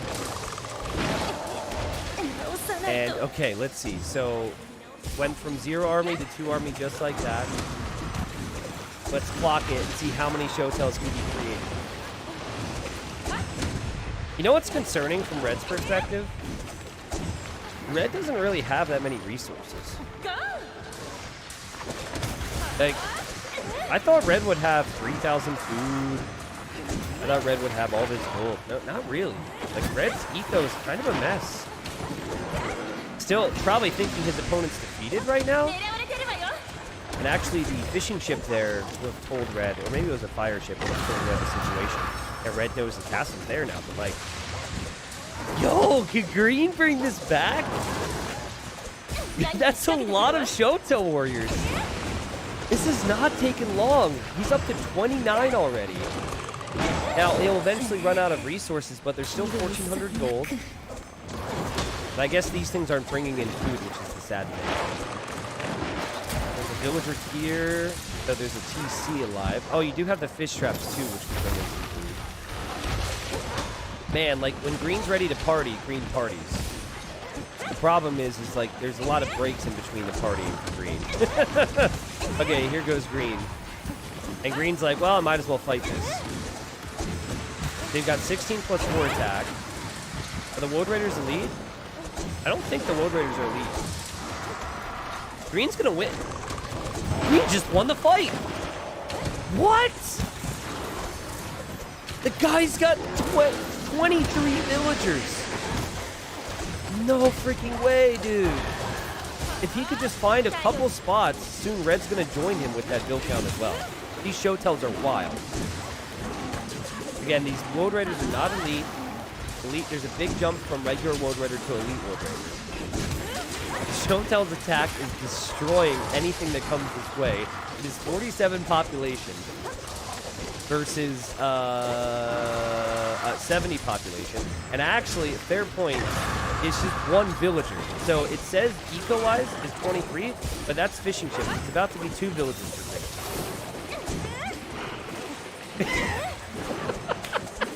Yo!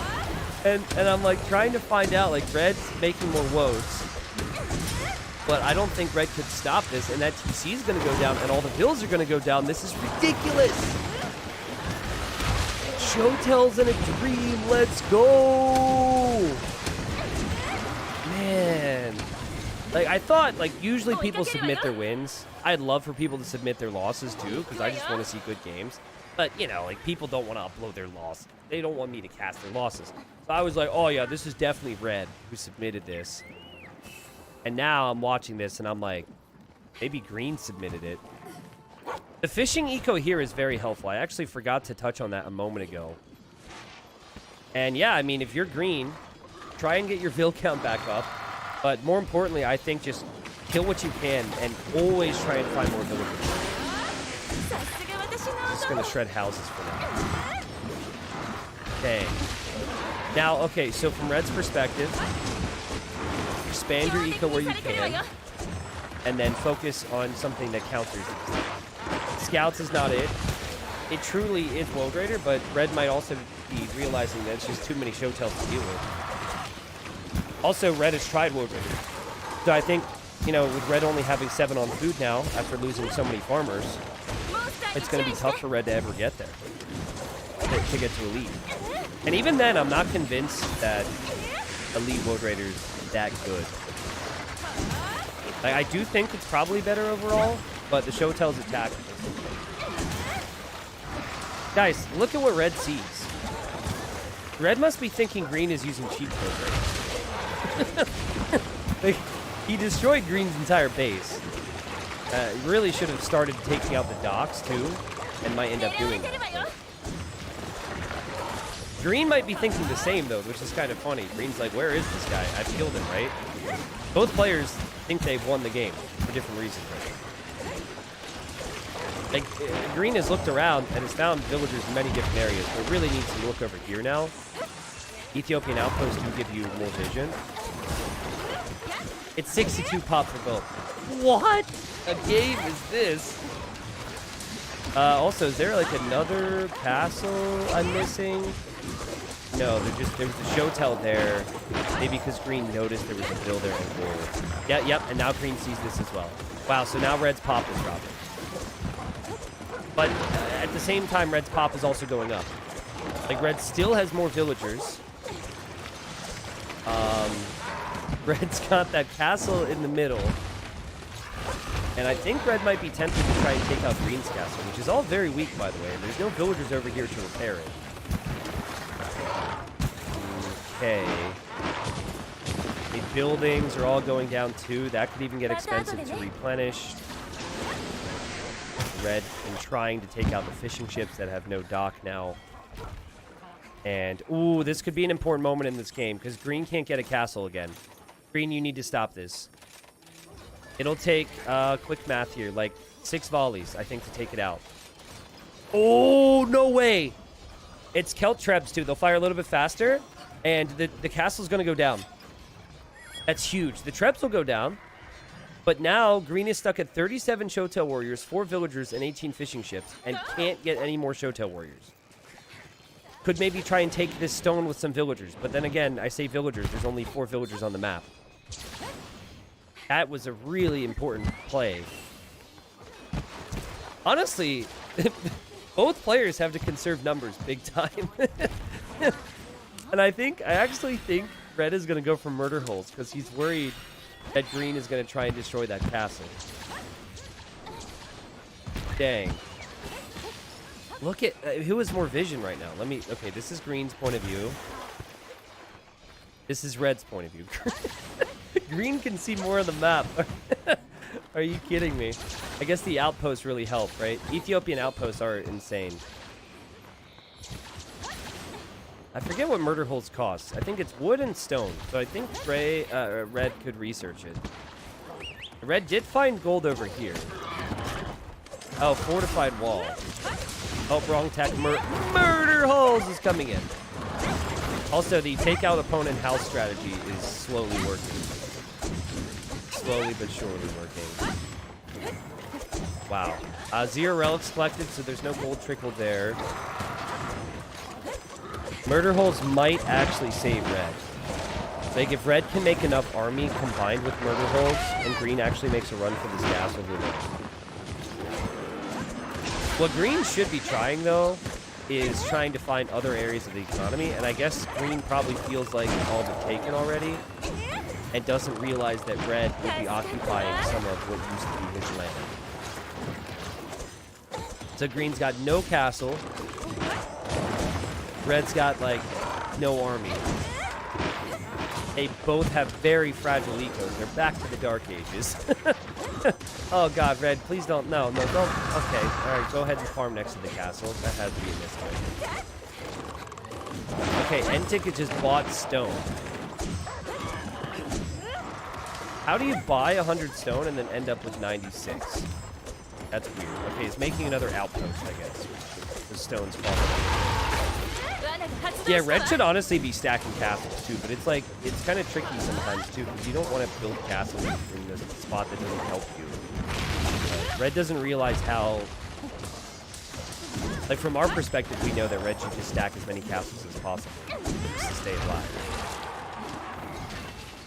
An outpost is 10 stone? I'm pretty sure it's 5 stone.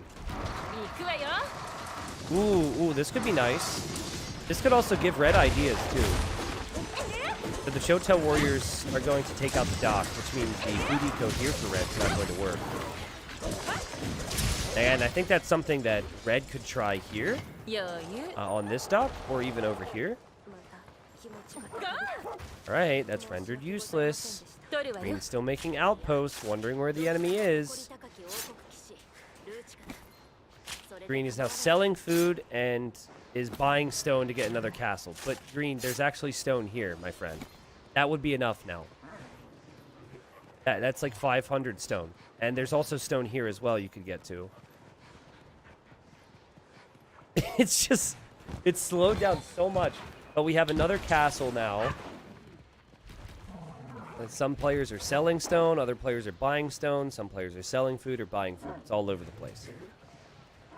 But double castle is nice. Could even be more for red.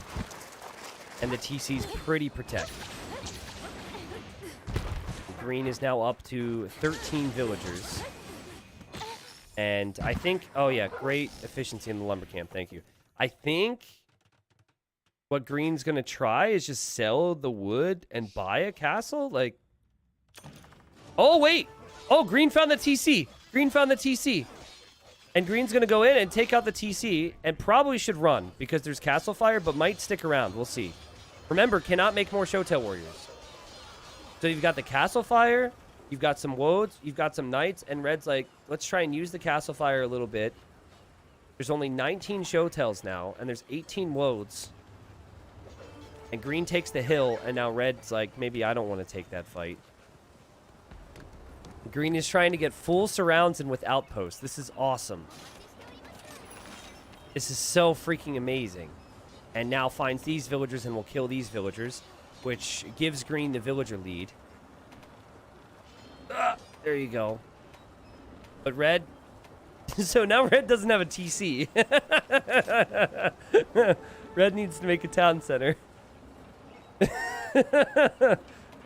So yeah, that was a really good raid from green. Like, green should be able to get a castle again. Also, that's a nice choke point to fight in. Okay. Now, green also is going to need gold, but there is gold here, right? Like, I think if green just stops running around with the Shotels for a second, you could find the stone, you can find the gold, you can get some relics, you could be okay. I think that's what would be my suggestion. Like, if I was coaching right now, it's just let the Shotels sit for 30 seconds. Monastery, villagers on gold, couple of villagers on stone, and you'll get to where you want to be. Green must not notice that stone there, because now villagers are coming this way. So green is kind of doing what I said. And red is actually making archers. Would be really funny if red researched stronghold. It's a unique tech, which I think is one of the more useless unique techs in the game, but it does make your towers and castles attack a little faster. Shotels might be headed back to the TC to heal up right now. And red is, like, going out on a little scouting party. And credits to red, and credit to green, I guess, because both players didn't give up. But, like, red's like, I'm not done yet.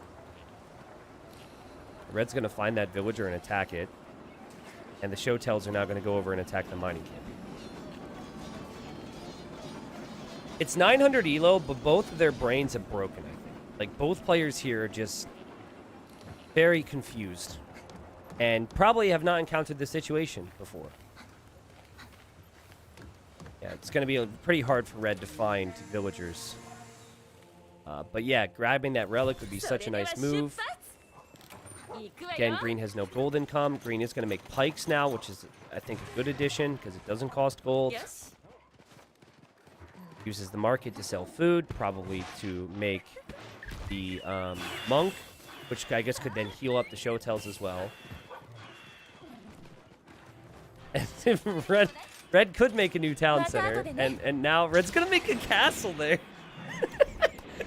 Oh, man. Red, just make a town center, buddy. What? Okay, 3 castles. Red's like, I will not go down. And actually, Red's army count is really sick. Knights are going to get picked off there. Here's the monk to heal up the Showtail warriors. This is an awesome game. And is Red... Oh, my God. Don't tell me Red goes and takes out Green's TC now. Oh, my God, because the Showtails are out of position. And Green doesn't have a castle yet. Oh, my God. That'd be so funny.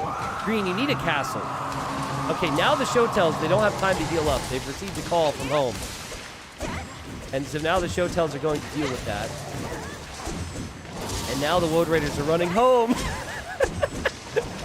Now the Woad Raiders are going home. Oh, man. Green was really scared, too. Even moved the Lumberjacks. Oh, man. Again, gold eco is what Green needs, and then Green needs a castle. Green's going to place the castle here.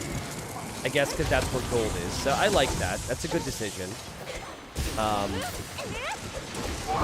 then Red needed a town center, and now Red's solving that problem. Doesn't really need gold eco, more so needs food eco, I guess. But gold could eventually become an issue as well with how this game is going. Alright, so yeah, there's the castle. Now we know when that castle's up and once there's gold income, that Green can make Showtails like that.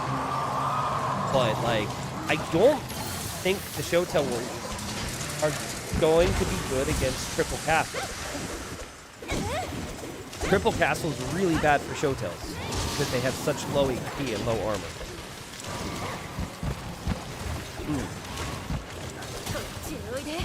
54 population for Red, 76 population for Green. Green, well done from you to play. Green is going to grab relic number 2 and 3 now, so that's gold trickle now on top of this gold, on top of the new town center. So I'm liking Green's position more and more. But, I mean, Red is building up in confidence. Also, we haven't seen too many straight-up fights with just the Woad and the Showtails. And here we have it. Woads are fighting up the hill. Woads have so much more HP. Do you see that? Oh my God, look at that. I mean, some of that is archer HP, but still, holy. What is it, 65 HP versus 45? It must be low HP units in there. Yeah, there's a bunch of weak ones. Like, Red is really applying some pressure here. And now Green's going to make new Showtails. Alright. Sick game. This is so cool. I feel like I'm trying to get a gauge on everyone who might watch this later. But I feel like people are going to be very split. People always like a comeback story. But at this point, it's a comeback story for Red. And at one point, it was a comeback story for Green. And Red is giving Green a taste of his own medicine here, too. I'm not sure about running with the archers here, Red. Maybe Green will do you a favor and take out the archers. Oh, wait. Are the Woads going to fight or are the Woads not going to fight? What's the deal? No, the Woads are not going to fight. No, the Woads are going to fight. Okay, now we have that engagement we wanted to see. And it looks very bad for the Woad Raiders. And I also am losing faith in Red ever getting to elite. Green might actually get to elite with Green resources. And Green might even have another castle. Okay. I like how there was a game and then Green took a bunch of show tells and was like, we're starting the game over. Dude, that's exactly what happened here. But they're playing on a different map that has a shortage of resources. It's basically a wasteland. I love how the market has been used by them. If I page up, look, selling stone, buying food from Red, and then you've got selling wood, or sorry, selling food and then buying stone from Green. It's the exact opposite. So it's keeping the market balanced. Very good of them to worry about the economy like that. Maybe Green knows about my hatred of trickle trebbing. 4 trebuchets, perfect. Remember, Green had an outpost over here and lost it, but can actually see these villagers. And now these villas are going to go to that gold. Okay. I wouldn't suggest you keep your relics out in the open like this in this type of game. But it could obviously be something you defend. Wood Raider's just passing. And Red was looking around for damage. Found the castle now. Sees the army. And Red's probably really worried now. And Red calls the GG. Red won't even let it finish. N-Tix is GG 11. And they're going to laugh about it a little bit here. And Red gives the well played. Both players laughing. I have to say, I really like to see an amazing game like this finish with the GGs being exchanged. And Green says thank you. Wow. Well, I think Red recognized, like, there's no way I kill that, right? The last couple engagements have looked pretty bad for the Woad Raiders. Red could have tried, right? Red could have made more Woad Raiders. Could have maybe tried something like Scorpions, but in the end, I think there would have been too many Showtime Warriors in the group. I think Green's economy is superior now, and it's much easier for Green to be able to make more army, as there's that one castle that can spam endlessly and enter for more. We need to look to the timeline on this game. We need to look at so many funny little stats here. Let me just look at economy population. Economy population was a deceiving one, actually, because of the fishing ships. Military population. Like, everything about this game was wild. I mean, how did Green survive that? Green lost his main base. Green had no base. And all those technologies with the Ethiopians that were researched earlier on in the game made all the difference. That was a heck of a game. 228 kills and 226 losses there from Guardsman Gary, who, according to the Discord post, was the one who actually submitted this. So heck yeah again to Guardsman Gary for submitting this, even though you lost. That's epic. 56, I'm going to read the message from Guardsman Gary in a second. 56,000 wood collected. Obviously didn't have the food eco. I wish I had stats on how much food some of those fish traps in Green have brought in this game. But then more gold, more stone, and just didn't have the units. Like, thought that the game was won probably, didn't prioritize really protecting the economy. I'm now happy that Green didn't win the game after taking out Red's MTC. That might be part of the strategy for NTIC, and oh so satisfying that Lucky Lead off. Because the timing would have been perfect there, but the fact that Green didn't bring this back, legendary. APM, I was very curious on this. No offense, NTIC, when you rewatched this, but again, it was like you were doing stuff that we weren't in the early game. Lots of freezing up, lots of uncertainty, and then NTIC looks really good when Showtail Warriors are on the field, right? Like, but when Green has resources for Showtails, Green's looking great. Alright, let me just look at this message real quick from the submission. Again, guys, like, I'd love to encourage your submissions. I cannot promise that I'll see your games. If they are as good as this, I hope that I will eventually see them, of course. But this was one of the submissions from the Discord. Okay, where was it? Excuse me. Alright. So, here's the summary. A case of snatching victory from the jaws of defeat and defeat from the jaws of victory. Crazy perseverance and a mostly untouched fish boom gets the win after a complete base loss with a healthy dose of overconfidence and then underconfidence on the losing side's part. I thought I had him after I took out his base, so I took my foot off the gas. But that only gave him time to rebuild, mass Showtime Warriors, and completely flip the script. Man, I can even steal that from my YouTube description. Dang. Well written there, Guardian Perry. And again, classy of you to call it GG and respect what was a great game. And classy of you to submit it even though you weren't on the winning side. Sick. Age of Empires. I want to see more games like that. It's just spoiled all the rest of the games for me. The bar is simply too damn high going forward. お願いね。もらっていくわ。どちらも誇り高き王国騎士ルーチカだ。それで構わないさ。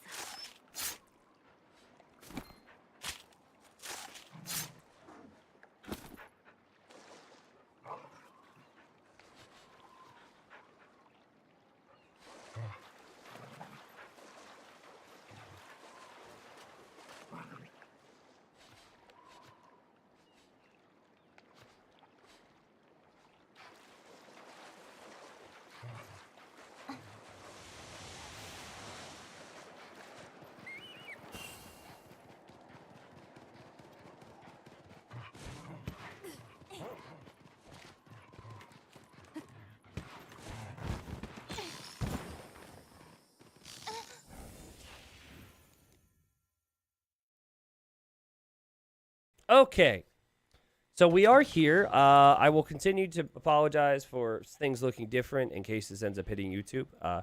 The format that I'm using to cast with Capture Age has been bugged ever since the new patch. So we're going with the classic Capture Age, but classic Capture Age is not bad.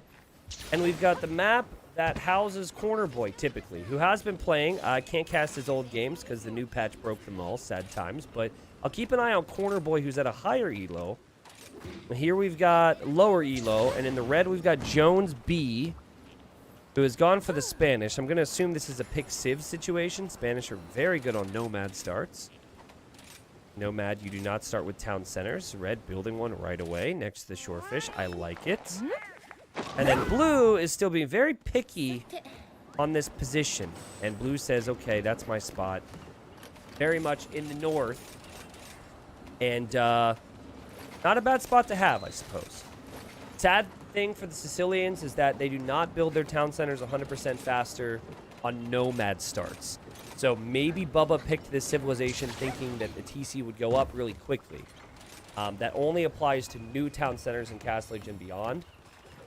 Spanish build 33% faster, which also includes their TC. So that's why Spanish start is just insane. And so those two villagers finish the town center. More friends are on the way. And meanwhile, Red has this villager, and this villager is going to build a lumber camp over here. Interesting. It looks like Red kind of scouted a little bit. Unfortunately, couldn't find many sheep. And maybe the villager just didn't want to walk all the way home or something. I think that should end up being fine. Having one on wood only will lead to some awkward situations later on in the game, but I could see what Red was thinking there. And I would definitely prefer Red's position right now because Red was faster to the town center. So if you're playing this map, it's a bit tricky because sometimes your villagers will start in the middle, sometimes your villagers start near the sides. But generally you want to TC kind of closer to where the main woodlands are in the sides. But your focus after your TC is up is to build mills on the Shorefish for all your food. And then you could later on take some sheep, later on take whatever else. Red, where are you going? Red wants to make a lumber camp, I'm pretty sure, but doesn't have the wood to do it. Or not Red, sorry, Blue. I think Blue just realized, oh crap. I made the mill already, and I haven't chopped trees yet. Blue, where are you going right now? Maybe this is just a scouting villager. Okay, that villager's just going to walk around. Wow, this is really 600 some elo. Jones is killing it. 10 villagers versus 6 right now. Ultimately, it does come down to just getting the TC up faster. But the blue running around with this villager, still not entirely sure what the plan is. I'm going to assume that this villager is just here to scout. This villager wants to find the enemy or find sheep or some source of food income. This map is African clearing. you've never played it before, I'd suggest following Red's model. PC quickly, さあ来なさい take as much food as possible, and then eventually get enough wood to place the lumber camp. Actually, I guess Red did place the lumber camp. Like, oh, is Red gonna go for a mill? This is what I mean about having one on wood. So right now you've got 125 wood. Okay, you get the mill up on the shorefish, which is awesome. But you also need to house it right away, so.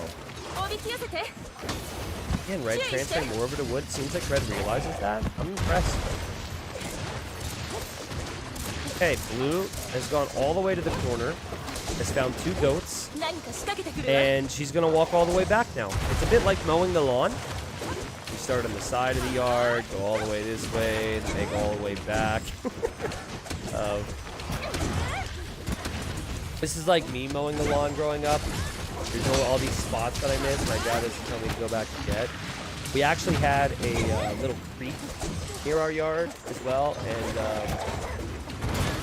I may or may not have almost gone to the creek a few times, but I survived. I'm still here, so we're okay. Sicilians resist bonus damage, but I don't know if Spanish really thrive on going for units that do a ton of bonus. But that said, Spanish have really good trash units. Like skirmishers would be less effective, halberdiers would be less effective. I think it's pretty much the only thing that you would normally see. Like, resisting bonus damage is really strong against good halberdier, skirmisher, or cannon. What? Red even weakening the Rhino with the TC? Oh my god, Red is a Nomad expert. Sub 700 elo as well?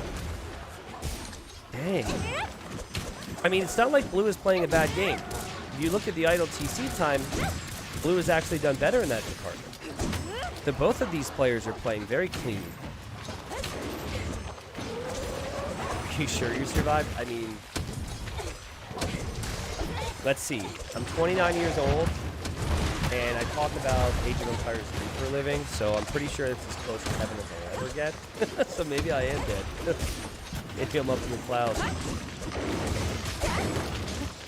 Going back to miss spots on the lawn is pointless since you're going to mow it again next week. Well, my neighbor would agree with you. And hey, it's the same scouting villager. And okay, she's going to walk this way. So 2 more goats heading back to the TC. I like how Blue doesn't want to go for any random patterns and it's just always a straight line. Okay. Am I doing anything big for my 30th birthday? Potentially. Potentially. A month after my birthday, my friend's getting married. And so I don't want to, you know, I know my friends are going to be doing traveling and celebrating and whatnot, so it's like a bit weird timing, but I very much want to celebrate. But I haven't gotten it. We'll see. I'm trying to avoid thinking about the fact I'm turning 30. So I haven't really put a ton of thought. But probably will not be streaming birthday. Let's put it that way. Alright, so Bubba J is sending Bubba Jane down here. She's been all over the map. She's brought in hundreds of food. She's sending all of her family food from the desert. But she will encounter the enemy village here. Now, I don't think Blue is really paying attention to this. I think Blue just clicked. Oh, wait, no, Blue is microing. And okay. Red also garrisons. And Blue runs away. She is definitely scarred, but she will get out of here. The food count looks awesome for Red, but Red doesn't have any gold, so I don't think Red is going to go fast castle. We see a barracks now for Red, so maybe Red will want to go for scouts. There's a reason Corner Boy likes to wall up, because Scout Rush on this map can be good to attack the enemy, but also just to get map control and see exactly where they're at, exactly where you can go, what resources you can take. When do you turn 30? I turn 30 on Friday. I turn 30 in April. And happy early 30th, by the way. I've been really impressed with Blue and Red so far. I think both these players have played very well. I think where their elo might start to show a little bit is with how how aggressive they are, but how much commitment they have. Like, right now, if I'm in Red's shoes, I instantly get forging, and I instantly make scouts, and I instantly move out with those scouts. I think it's crazy. Let's see. Clearly, the thought process is there for Red. Like, hey, I can go scouts. Hey, I have the resources for both these buildings. It also could be that Red's like, crap, forgot to go to gold to go fast castle. And okay, Red's gonna make one scout and leave it. That's for now. Meanwhile, this villager is chasing this villager. And Blue hasn't even clicked up to the next stage yet, which is a really big deal. And there goes Blue on the way to feudal age. And Jane is going around the map. Only this time she has a friend. No need to stress about 30. It comes and goes. We'll be fine. I'm not stressed about it. Like, when I hit 29, I was already like, oh, all right, I'm basically there. But it is, just like saying the words is definitely a bit tough. Like, I think the 30s are going to be, like, I had a really good 25 to 20, right? Like, my life has been way better than I expected over those years. I'm becoming more comfortable with who I am. I get to do this and just interact with so many freaking people. I have so many fun content ideas for the future. But, like, I think my 30s will be good. It's not like I'm scared of that, but, like, saying, wow, I'm 30 is just definitely making me feel old, you know? Someone says I'm 33, don't want to hear this. La la la, I'm not listening. Okay, alright, I'll shut up. Anyways, villager went down. Nice job there from Red. And Red has stopped production. Is on gold and is probably thinking about Castle Age. And then I have no clue what Blue's plan is. Blue's just going to get farm upgrade, wood upgrade. Oh, wow. And Blue is very scared. Blue's going to drop a donjon here. Man, like, at least Corner Boy leaves a bit of space for breathing. This is, like, super compact. Barely have space for farms in here. I'm 30 in December. If it's going poorly, I'll warn you. Okay, cool. Yeah, just give me a heads up on that. Thank you. Well, Fatal Skeptic, my body already is, like, I've had foot injury, knee injury, wrist injury, shoulder injury, and a back injury between the age of, like, 18 to 24. So my body's already kind of in pain. I'm just kind of used to it at this point, but I imagine the older you get, the rougher that gets too. I can just hear my grandma. Don't you even complain about pain. So life's a matter of perspective, right? Anyone who's watching who's older than 30 is just like, dude, shut up. Don't even complain about being 29. I remember when I was 29. I only watched 3 videos of yours a week, not 7. What am I doing with my life? I hope you don't think that, by the way. Blue just got fletching, and Blue's now making sergeants, which is really, it really just doesn't suit the map. Like, this is a fast castle map for the most part. You have a lot of resources. It's very common for the town centers to be much closer to where you would take wood and gold and whatnot, which means that it's much harder for any strategy that's not fast castle to do damage, like archers and scouts, because it's close, for example. But yeah, Blue's not really about that. Blue's gone for sergeants. I mean, the sergeants can build more donjons, and the resources are there. So I'm thinking there's a chance, as Red hits Castle Age 21 minutes, which again is very impressive for this elo. There's a chance maybe Blue wants to build some donjons. Blue says cheat. Red says, what, lol? And then Blue repeats and says, cheat. Believe it or not, Blue, 21-minute castle time is achievable. Now, at this elo, I will reiterate that that's impressive. But I don't know if it's really fair to Red to say cheating instead of like, hey, nice job. Something tells me if Blue is saying cheat, that Blue might resign when the knights show up. And Red's chatting. Red says, how am I cheating? Well, the answer to that, Red, is picking Spanish on a Nomad map. That gives you an instant advantage. But Blue says, don't know, but you doing. Blue's like, I don't know how you're doing it, but you must be cheating. Okay. I like this conversation. Here comes Blue, and Blue is going to drop a donjon on the stone, which was scouted earlier by that lady. Red actually won't see that being built either, which is kind of fun. Again, Red has used all the Spanish bonuses very well. And Red is now going to... Oh, wow, we've got outposts. Oh, wow, Red can't find the enemy. Dang, that's funny. Red is looking everywhere. Red's going to call Blue a cheater pretty soon. But yeah, second town center's up. A couple knights are out in the field. Good vision for Red. But the donjon's going to go up, and this will be annoying for Red to deal with. More sergeants could be created as well. We're going to have another donjon. Now, sergeants are just not a very strong unit in Castle Age. The donjon's not really that crazy in Castle Age. So it's not the most exciting strategy, I would say, for the Sicilians. But, wow, this is bold. Blue's just going to walk across the whole map to make an archer range there. And Red actually deleted the farms even. And Red just kind of gives up on that area for now. Funnily enough, these villagers might actually make it out across the map. Good pressure from Blue, though. I'm not sure about an archer follow-up. I think Blue is not really sure on what to do. And that's all the difference sometimes between players. It's like, especially on a non-standard map, the player who doesn't know what to do is going to think the other guy who had a game plan is cheating, right? So, okay, Red sees this. Now, this donjon is not close to the others, and these sergeants are going to now have to attack. It's just not a good unit. 45 HP, 5 base attack.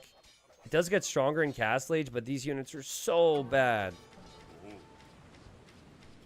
The lead sergeant, on the other hand, is a little bit different, but as cool as it is to be able to make the building and do all this, it's just not going to be too good for you for the most part. Okay, so now you've got 8 base attack and 65 HP. Still way worse than the knight, but it's much better than it was. And more sergeants have been created that could finish this. And Red still doesn't know where Blue is. That's interesting. So the cheating conversation has died down. The pressure is on from Bubba here. And Red sees this. And I think I could see Red getting overwhelmed. Now, what would be a nice idea here if you're Red is you want to build up towards a castle. You almost have the stone for it. And then you can just drop the castle in front of these donjons to stop Blue from getting in any further. But normally I'd say a counterattack could be in order as well. And Red has no clue where the enemy is. Okay, we've got the crossbowman upgrade. We'll have another donjon placed there by the villagers, actually. And then these sergeants hop inside. The Red now will have enough stone for a castle. Red does have a slight eco lead. And Red's going to drop the castle here. Great job from Red. But Red has struggled with Ville production in Castle Age. So I think Red's start was epic. Now we get to see more of those other skills. Like, how's your balance of economy, military, etc. Process of elimination, Red should know. Well, think about it this way. You haven't really scouted this area, and Blue is donjon rushing you from the south. So I'm not so sure. I honestly think if I were a 600 or 700 elo player, I would think that the enemy had a base right here. I get what you're saying. Like, I get why you might assume the opponent would be in the north if the rush wasn't coming in down here. But if Red didn't notice where the villagers came from as well, I would definitely be thinking that the base is in this corner. Because this is really interesting. Also, there will be some arrows from these donjons. So you have to be careful about that. And Blue just hops into this donjon. And the knights do have +2 armor. The knights do have bloodline, so they're very strong. Knights are going to see these villagers. And Blue makes a run for it. And is now showing Red, I'm going to be making some siege. Now, is blue booming? Nope. Blue barely is even looking over here. Blue is not expanded at all. And red is a castle. But blue will have a lot of crossbowmen and more dungeons coming. Excuse me. Okay, so red sent the scout down here and will not have seen anything that resembles a base. Honestly, if I'm going to give red credit for anything, beyond the start, it would just be the scouting. The scouting's really good. Okay. Blue knows about the castle. Blue, I don't think it would make sense for you to push the area next to the castle. And oh boy. Okay, villagers from blue going for more stone. Blue is really producing a lot of army right now. Remember, blue said red was cheating. Red said, how? Blue said, I don't know, but you are. I love how the archers are actually inside the dungeon here. Okay, Ram's going to go after the stable. Maybe it was all to boost Red's confidence. Lure your opponent into a false sense of security. Red's like, oh my god, what do I do against this? Sergeants are still kind of a new unit too, so like that combined with the dungeon fire, you don't at this elo have a good gauge on if the fights are going to work well. Straight knights would be good, but you start to lose this area as well. I think you can see there, the knights are still awesome here. More stables from red, and red could be okay, but you need production right away because blue continues to pile on the pressure. And you don't know where the enemy is. Blue actually is going this way. Blue's gonna like loop somewhere else. Oh, blue's gonna take that stone. That's so sneaky. Is it because blue... Did blue delete this mining camp because blue saw the outpost? Because if so, that's epic. Dang, so sneaky. Blue's not macroing a lot. Like, the eco is not amazing. For a civilization that gives you a lot of food on their farms, you'd want to have more than just 9 farms here. But still, this pressure is making it so red is actually kind of abandoning this area. Red's knights probably still looking for damage. And okay, red has now found blue's main base. So now red knows. The scout actually went in there. And now these things are attacking the houses. Another dungeon's coming up. This is an awesome game. Crossbows are dropping inside the dungeon. Wow. Now, dungeons used to have lower HP. They now have 1500 HP. That's not as much as you would maybe expect from a building that with this thickness. But with this many of them, it is pretty wild. The knights go in here now from red. They run into the town center fire. And there's also going to be some pikemen here as well. So in the end, I think that blue will end up clearing up these knights. The knights actually are going to kill the pikemen though, and if they could somehow stay there without running into TC fire, they can stick around for a while. That's going to be super awkward to pay attention to when you've got everything else to focus on. And I guess that's why red isn't seeing this. Because of the awkwardness, and blue's like, oh, I guess I can just sit here now.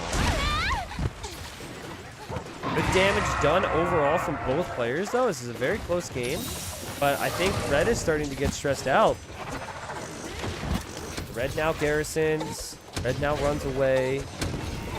Let's see if blue notices this. I'm going to assume not. The CC's already getting hit. Uh-oh. Uh-oh, the crossbowman.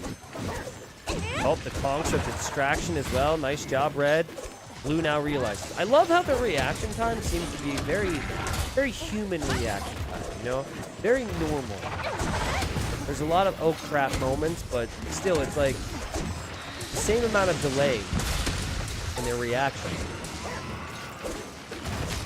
Okay, I think what red really needed is stone. You're gonna see that now. Red also needed a market. Did red? Oh, red has a market, but red probably just can't find them.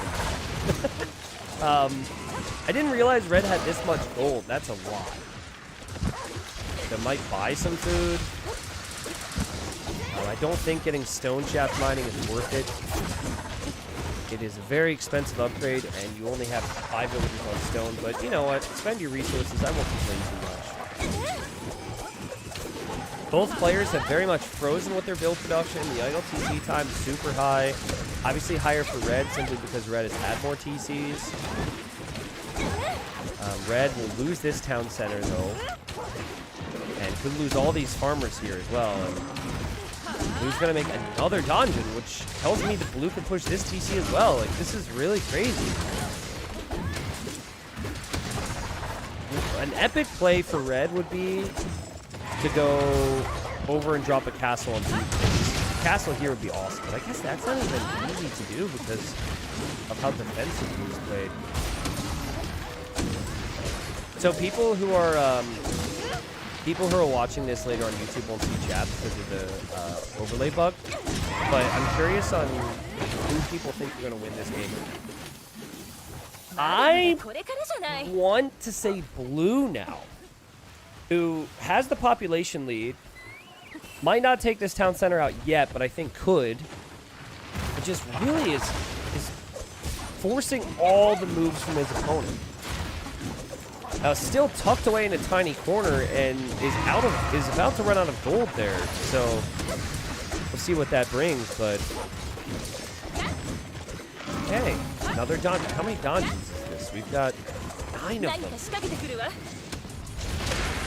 Is he done dungeoning? Get it? That's, yeah. Man, Red put so much work into adding farms and has now lost the main portion of the farming eco. And, oh, Red is not pleased. Red says, you call me a hacker and all you do is dungeon rush, lol. And Blue laughs and Red says, dungeon, dungeon, dungeon.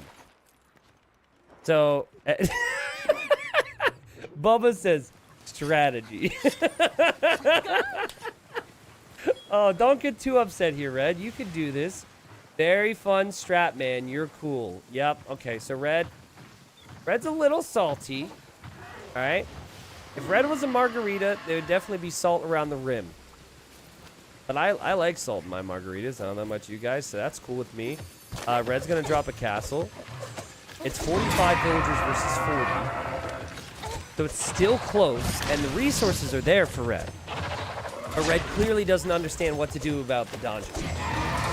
And I'm very happy that we're seeing the dungeon rush work in some capacity, because, again, it's just not something you see a lot of competitive play, but I can see how you commit to it like this, how tough it can be for people. Key to this game, though, is simply Blue being able to find some of these extra resources sneakily. Like, Blue finding this stone was amazing. Blue finding this gold is amazing. Red has no clue about that because Red didn't full outpost that side. So there's got to be a part of Red that's thinking, like, how on earth is this happening? Because the guy doesn't have resources. And we have Rams going for the castle now. Red could lose this castle. Red needs army over there. But Red really needs to somehow, like, maybe you buy something. I don't know. Buy food, go in. This actually is not a Dijon rush. It's like a mustard rush. And now Red says slow down. I like this chat. I like this chat. Not insulting each other, not like being too whiny. You have some comments here or there. Both players have shown, like, you know, they've had like some tiny complaints here or there, but again, it's nothing crazy. I'm okay with chatter like this. I don't even think Blue truly thought that his opponent was hacking earlier either. I think Blue was just like, what? How does that even work? Red just needs to spend resources right now. Red is having some problems with that. And Red has forgotten about this other ram here. Is currently using the market, it looks like. Okay. Why, though? Oh, there's an attack here, which Red was looking at, and now the castle's going to go down. Which is a shame, but it will happen, as Red has still not reacted. Red's still looking here, though. Red's sick of this, man. Red must be so annoyed, and, yeah, you die, sergeants. You die. Meanwhile, Blue's like, hey, thanks for letting me take out your castle. That's cool. Blue has been really stubborn, just hopping in and out of these things. He's got so much army inside of them. I think blue has now realized the castle's down, and I think red also has realized it, and red's like, oh, crap. We don't like that.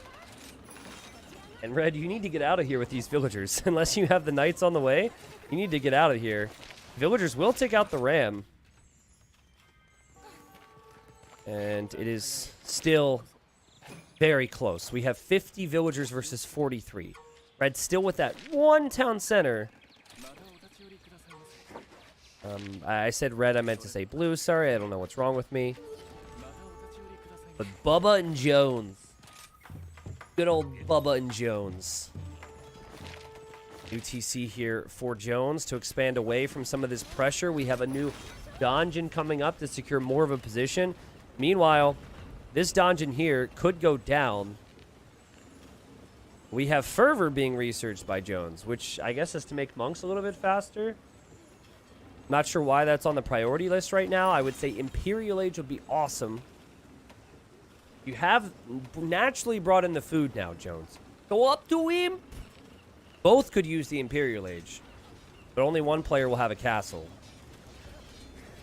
Oh, I could see red clicking up to imp in this TC or something. Oh, man. There goes blue.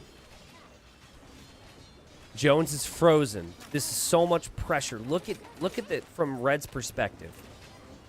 Just horrifying. Red's focused on the relic because the relic's exciting. Red is finally on the way to imp, and it is this TC. Okay, so that should stay up. I don't think it's realistic for blue to continue with sergeants in this game. I really don't. Like, you've gained a position. Now, what else are you going to do with it? Because elite sergeant isn't going to be possible. At least I don't think so. Red's also making more stables. I also love these types of games because I feel like some people they aspire to be blue and other people aspire to be red.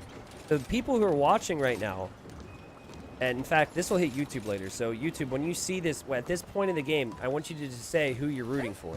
Some people are like, yeah, anti-meta, annoying tower strategy, that's great. Other people are like, no, he called him a hacker. I don't appreciate that. Or no, like, I just don't want red to throw the game. And then if it goes on even longer, some people will say, well, now I hope red loses because red's not doing the things that I want him to do. It gets crazy. Yeah, red should stick with the strategy that has kind of worked, and that's knights. Also, you don't need to spend any gold in your blacksmith upgrades with Spanish. Now, if blue had a forward castle and could start making trebuchets early imp, that would be different, but there's no forward castle. I actually don't understand what imp brings Bubba right now. Red made more stables, which is a good sign. Red also is going to have 3 relics, which is a good sign. And red will be an imp soon, which is a good sign. Let's see. Okay, we have Bubba now buying the stone. and Jones says hacker. Oh, I love it. I love it. And now blue laughs. This is so good, man. This is so good. They both recognize the situation now. He's like, okay, fair play, fair play. That's amazing. All right, well, red, where are your knights at right now? Where did they go? I don't know, but Sicilian castles build very fast. So there it goes. That castle's probably going to complete. Oh, wait a second. Red sees it. Oh, but the donjon. Oh, that's so annoying. You believe everything people say online? Question mark 11. Oh God. Okay. Uh-oh. I believe your castle's gonna be denied here. You shouldn't have typed, hacker. You shouldn't have typed. The villager will die. It goes up. The castle goes up. Red, run away, run away, run away. Get out of here. No. Red. Get out of here. Your opponent has murder holes. Don't stay underneath the castle. Oh, jeez. Oh, no. It's so painful. It's so painful. Now, guys, arrow slits doesn't affect castles, right? I can understand why someone would assume it. Because the arrow slits are like these things. That's technically what a murder hole is as well. I know they might like look slightly different. The idea of an arrow slit though is that you have something like in the side of your structure we can shoot arrows through. And so I don't think in Age of Empires 2 that arrow slits applies to castles. I don't know if it applies to dungeons either, to be honest. Yeah, I'm worried. Like, blue has momentum again, and red should still win this, I think. But now there's trebuchets, there's rams. Like, red truly doesn't know where to go or what to do. Also, blue's just been streaming villagers from that town center all the way across the map. Oh, Jones, you got this game, buddy. You got it. You got it. You just got to deal with the trebs. Blue doesn't have anything to protect those trebs. Castle will go down. Army's getting much bigger, though. And, okay, so it was very delayed. But, man, what a game this is. This has been an awesome low elo game. Like, their elo has definitely shown from the lack of army, from blue to protect the siege, to the chatter, to maybe the late reactions at times. But there you go, red. Now get away from all the stuff here, okay? You gotta stay away. Don't run through it. And now Bubba says cav, because earlier red said dungeon. This is some next level trash talk right here. Let's go. Oh god. And now Jones is like, how do I come back? Like, what's not come back in the game? How do I come back with the chat? So Jones is not like counterattacking or anything, because Jones is currently thinking of the proper comeback. Give Jones a second. I'm sure Jones will figure it out. We'll see if there's a treb for red, or at least if the treb will be used after the castle, because that would be what I would do. Meanwhile, blue is thinking, well, how do I counter that? I have to make pikemen. So pikemen's a good route to go. Would love to see pikemen from the front, and there's now a barracks from Bubba. So clearly thinking about that. And now also getting bracer. But okay, we've got a treb from red. Another treb's on the way. Blue's going to try and treb that down while also dropping a castle. And then red's army is just not interested. These guys are sharing golds. They just don't want to tell their vicious rulers because they appreciate each other. They're all the same. They're just from a different family. And Cavalier go in, and the Cavalier are going to take out the treb, which means that blue could slowly start to lose control here. This castle is also denied, so one castle will go down. The other castle will be denied. Great job, red. Who again has 3 relics. And has gold over here. And has gold over here. He's just lost so many units, these freaking castles and dungeons, man. Now blue says cheat. A lot. Alright. This tells me blue is no longer... I don't know if blue ever had faith.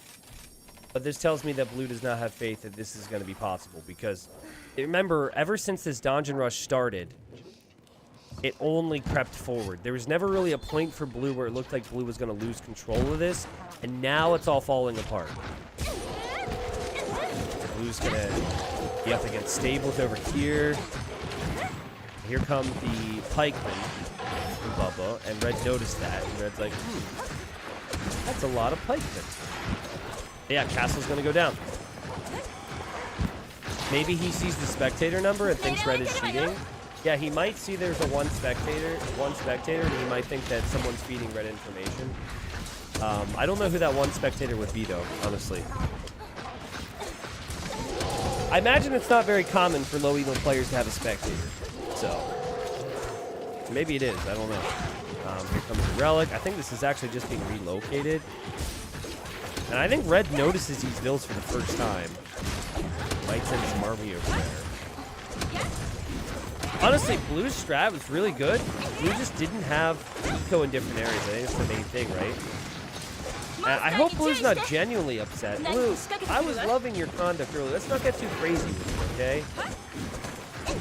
Let's calm down. Deep breaths, okay? It's okay to lose. Your strategy was not necessarily perfect. Losing is a learning experience. But you can't argue that Blue doesn't care. Alright, so we'll take that as a positive. Meanwhile, Blue, right immediately after saying someone cheated, is killing all these villagers, so props to you there, Blue. Blue's now underneath this TC. Red's getting Paladin right now. They won't have full blacksmith upgrades, so I never loved the idea of fighting off pikemen in these types of situations, but you have nothing else, and you should still win against the pikemen. It's just pikemen. This halberdiers would be a little different, a lot different. And yeah, so I mean, this is a fight that in normal circumstances you would actually like if you're Blue, because your opponent just lost a lot of build units. But it's far from normal circumstances because Blue has taken the Legend of Corner Boy's word too seriously, and it's been full-on stuck in the corner. There are actually some builds here. Blue could make more town centers and try and add more builds, but that's a stressful thing to do when you feel like you're going to lose the game, right? Red's going to make some conquistadors from this side. Red catching up on some upgrades. I know things are developing a little slow here, but I think Red, who just got the score lead, could possibly do this now. And these vills are going to lure the pikemen back to the castle. And I can tell... Oh, God. Bubba's gone. Here, we'll bleep him. Okay, Bubba doesn't give the GG. Bubba. Come on. Well, I think Red's was friendly banter. I thought Blue's was as well, but maybe Bubba's genuinely upset. Well, I'm glad Red won, and what a game. What a game. Obviously, Bubba having a bad day. You know, maybe Bubba stubbed his toe on the side of his bed when he woke up this morning. Maybe Bubba wanted a beer after work and then realized there was none in the fridge. I don't know the exact situation. I do know that Bubba seems to be a little bit salty. And I also can tell you that maybe Bubba's strategy wasn't perfect here. But it was an interesting one, to say the least. And it was so confusing for Red because, like, it sounded like Red had bad scouting. Let's go back to, like, 25 minutes. From here, Red's got really good scouting. But from Red's perspective, Red just assumed that his opponent was positioned in this area because that's where everything was coming from. So unbeknownst to him, his opponent was in the north. He didn't find out until way later in the game. It was sloppy from Red, and the dungeon rush started to get out of hand, but Red relied on economy and knights, which is just a staple in Age of Empires. And you look at the economy difference there, there's a lot more food and gold. Having extra wood and stone isn't really what you want in the game. Normally food, gold's going to be most important. And of course, a lot of the stone was put into some dungeons, which didn't cover the whole map, sadly enough, for Blue. I also think, you know, listen, I'm not a big fan of, like, being that aggressive near the end towards somebody, but I also think everyone has to recognize, like, we've all had some rough days on, well, maybe not all of us, but, you know, when I was younger, or, you know, whatever, I get a little frustrated at times, say some things. We all have salty days, so I'm not gonna, like, ban Blue from future casts or do anything like that. Hopefully Bubba will see this and be like, man, why did I have to be so, you know, so aggressive there to Jones near the end? But it provided excellent entertainment. 88 to 85 KD. Again, pretty much everything was close, but Red just held on with the basics. I don't know what else to really say here, except for apparently Red's faster. Like, apparently way faster. Dang. Blue, you shouldn't be trash talking as much. Just imagine if you used all that APM in the game. Dang. These are always tough. You don't know, like, certain hotkeys will trigger the APM thing within capture age more than others, so it's always impossible to know for sure. But yeah, I'm also a little bummed. I think what would have made this game perfect. That was a 9.5 out of 10 for me. But imagine if while Red was distracted here, instead of Blue castling this area, Blue finally leaves the corner and castles somewhere over here. With how worried Red was, Red would have a push to deal with on this side and on this side, and then Red would be stuck, and I think Red would have probably made some mistakes in those instances. But again, like, Blue is very tunnel vision in this area. It makes sense. Happy we got to see Dungeons and Sergeant choose for once, but not really surprised it wasn't a successful strategy.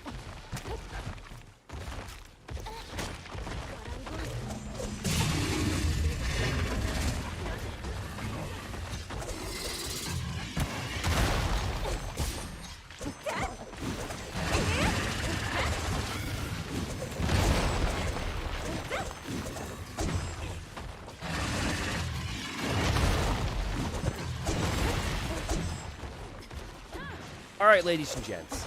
Welcome to some low elo legends, but it's low elo islands. I would say this is probably the map where you can be confused the most when you're because you work so hard at learning. God, that scout's running through all the goats.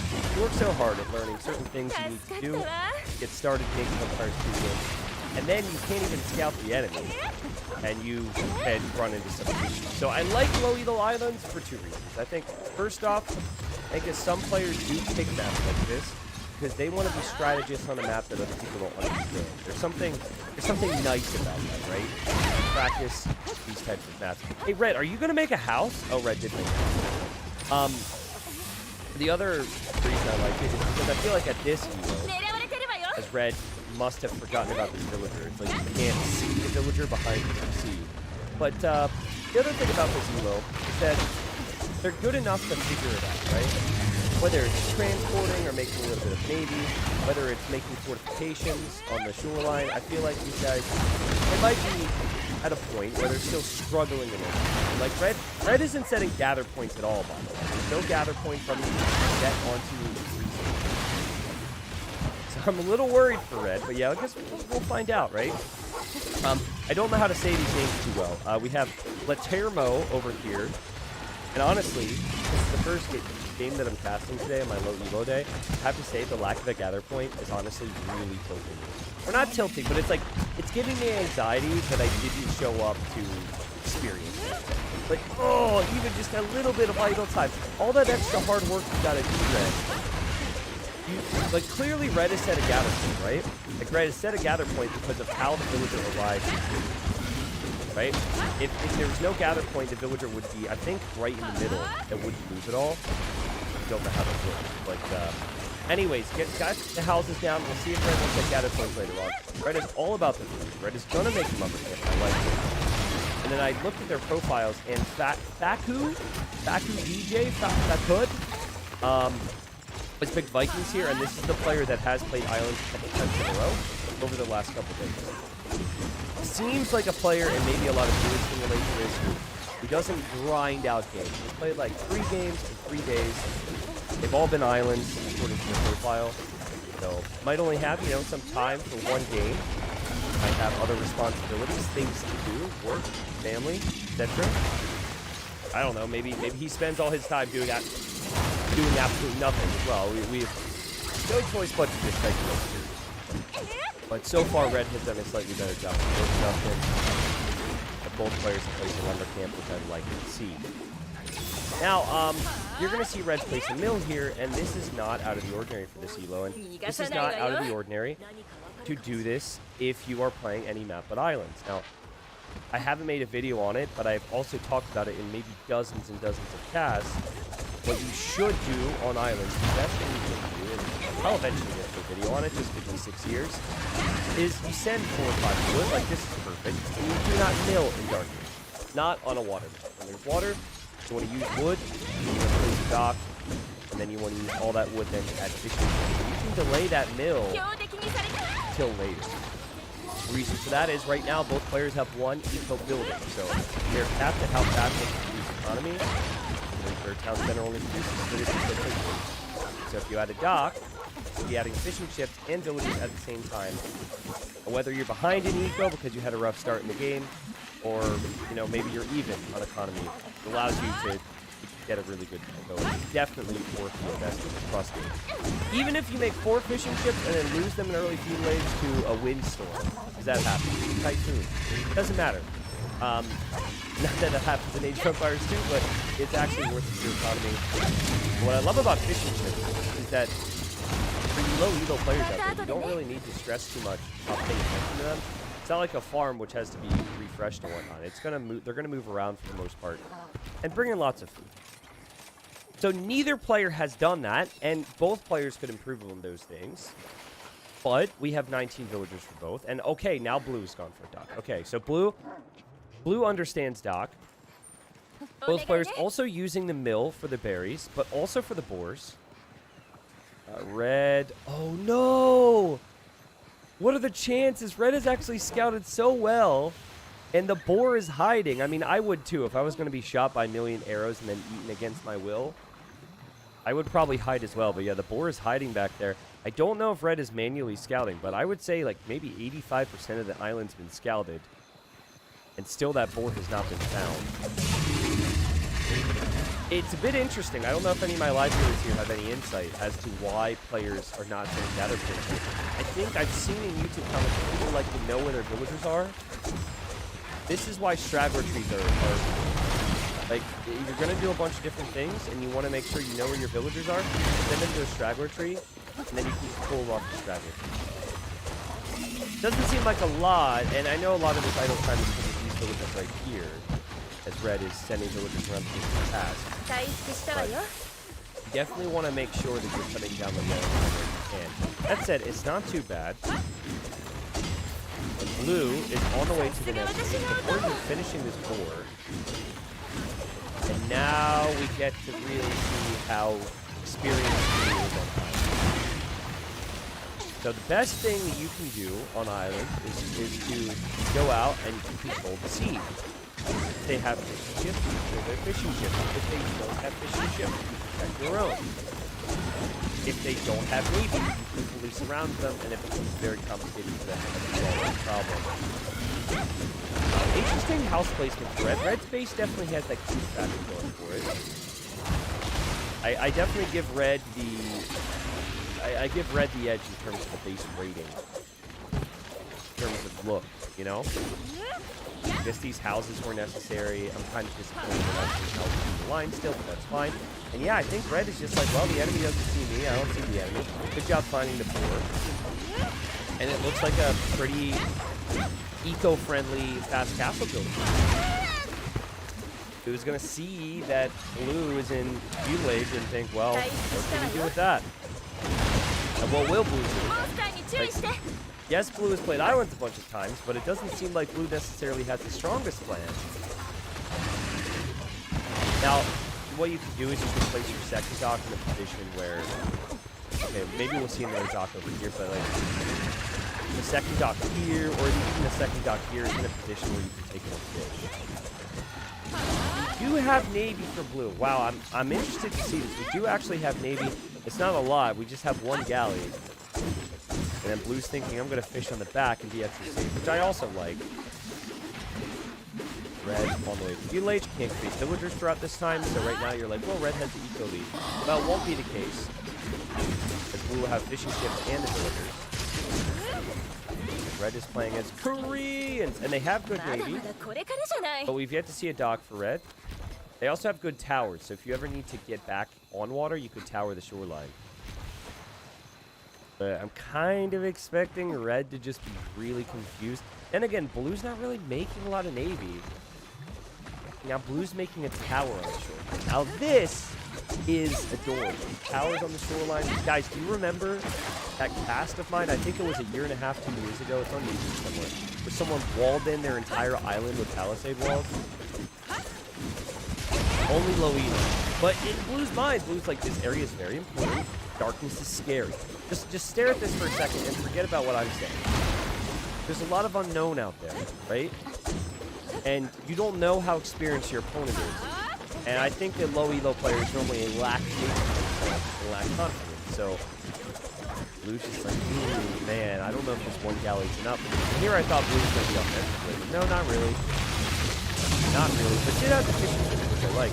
And seems to be making houses maybe provision on the shoreline. It's actually something high-level players do. And not only provision, but if they were to control in a navy on attack there, they would actually attack that house there.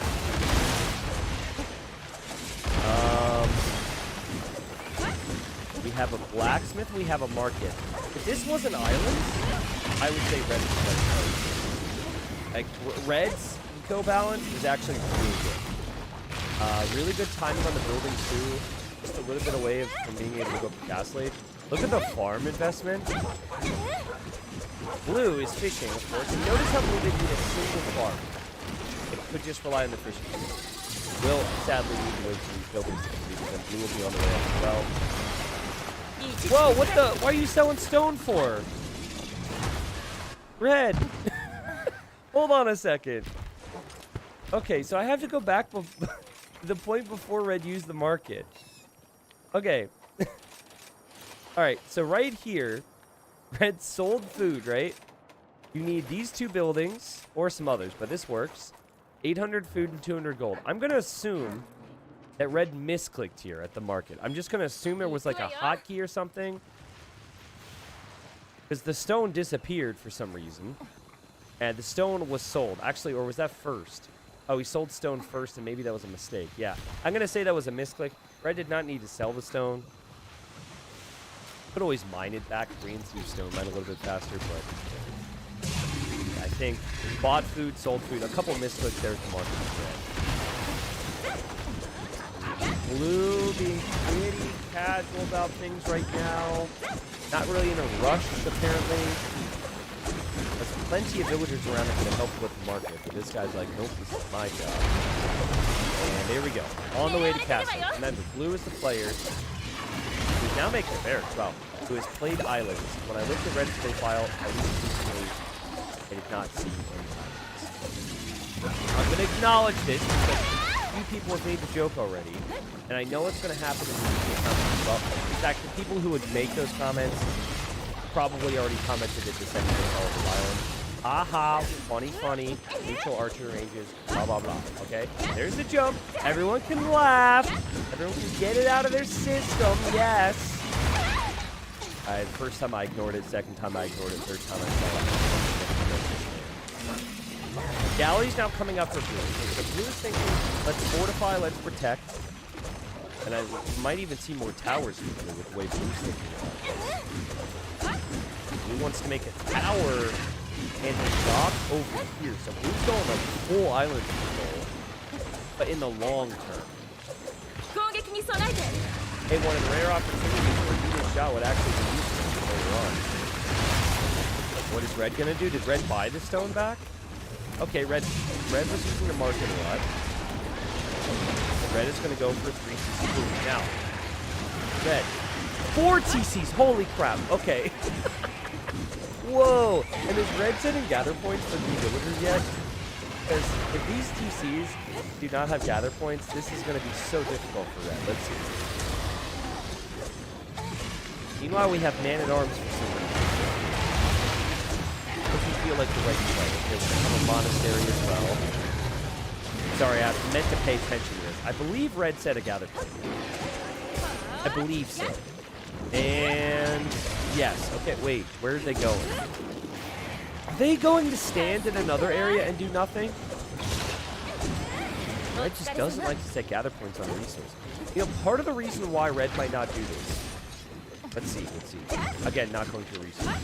I'm hoping he does with the other TCs.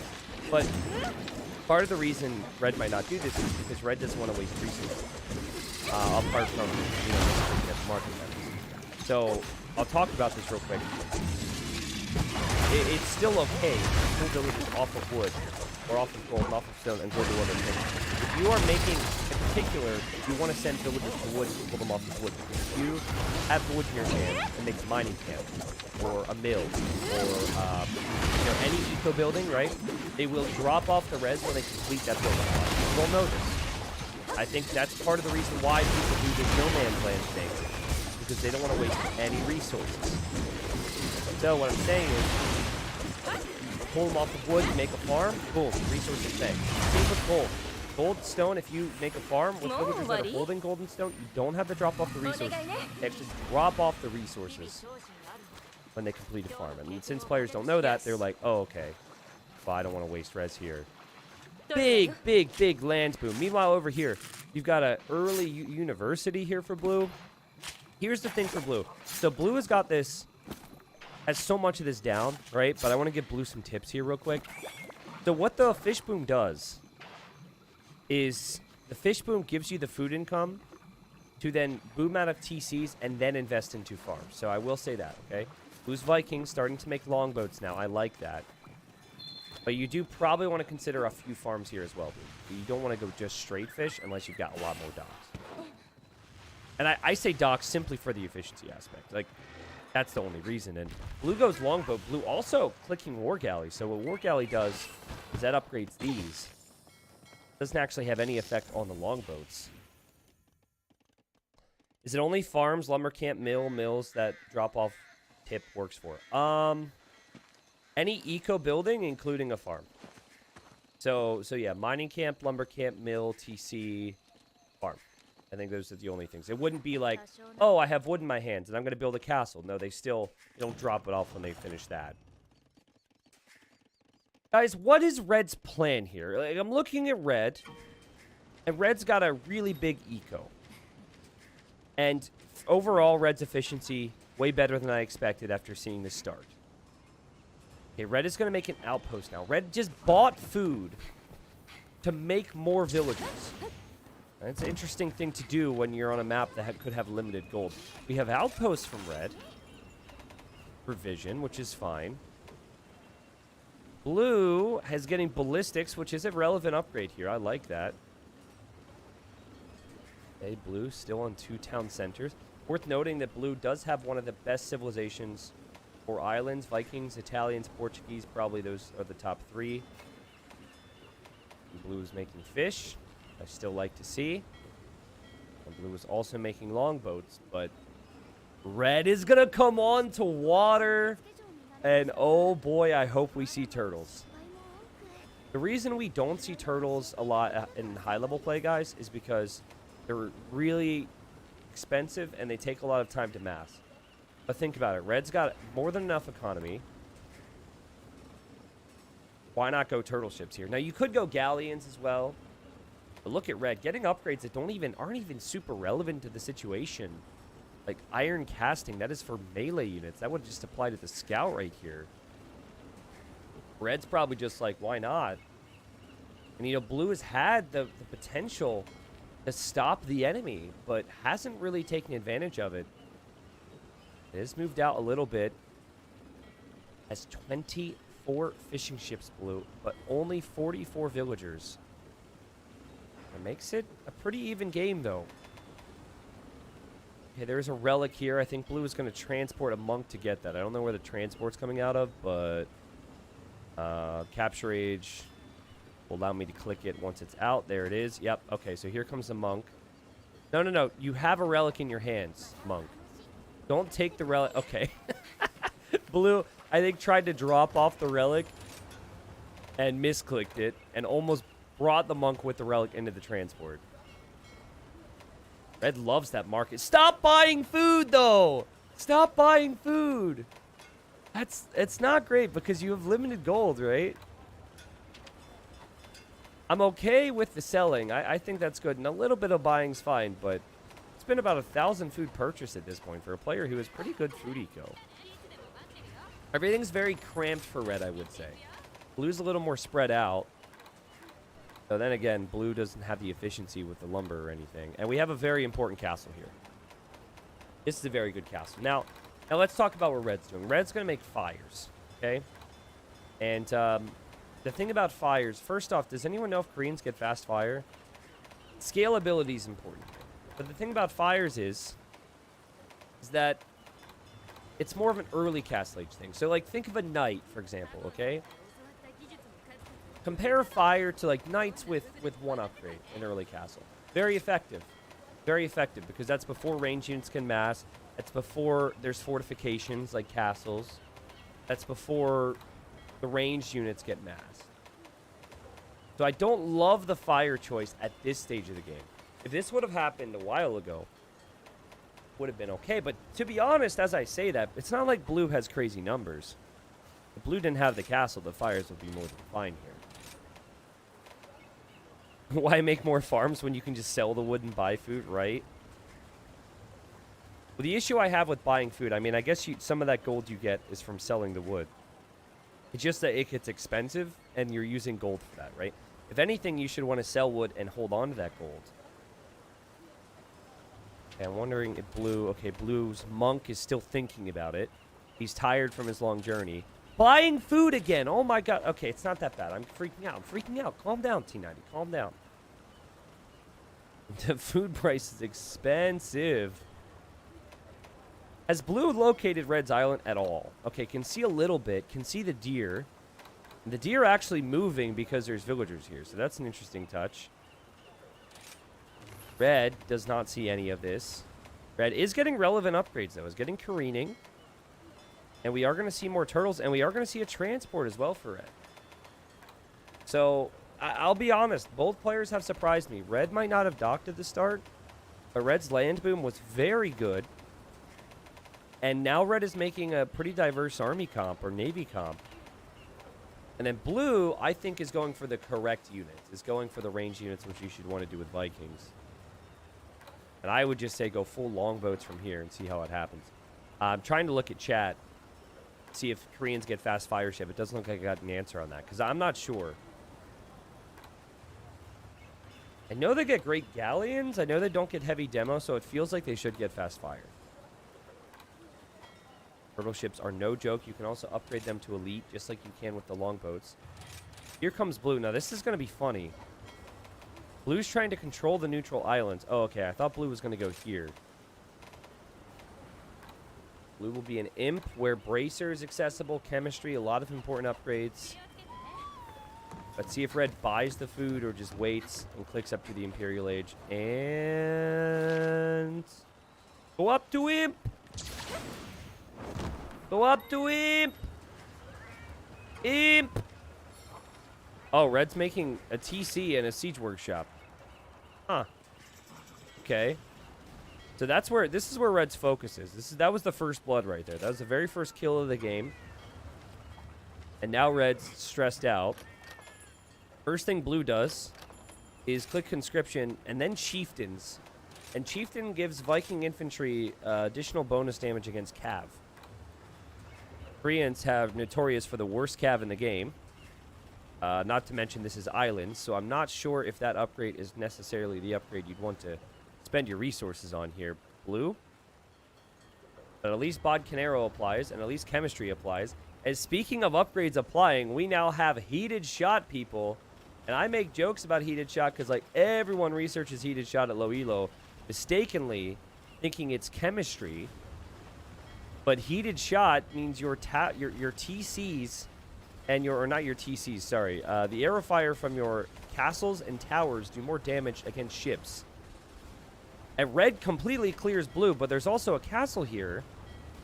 And it's funny to me, but the mangonels are actually benefiting Blue right now. As Red is on the way to Imp and backs away. But that's like a warning call, I think, for Blue.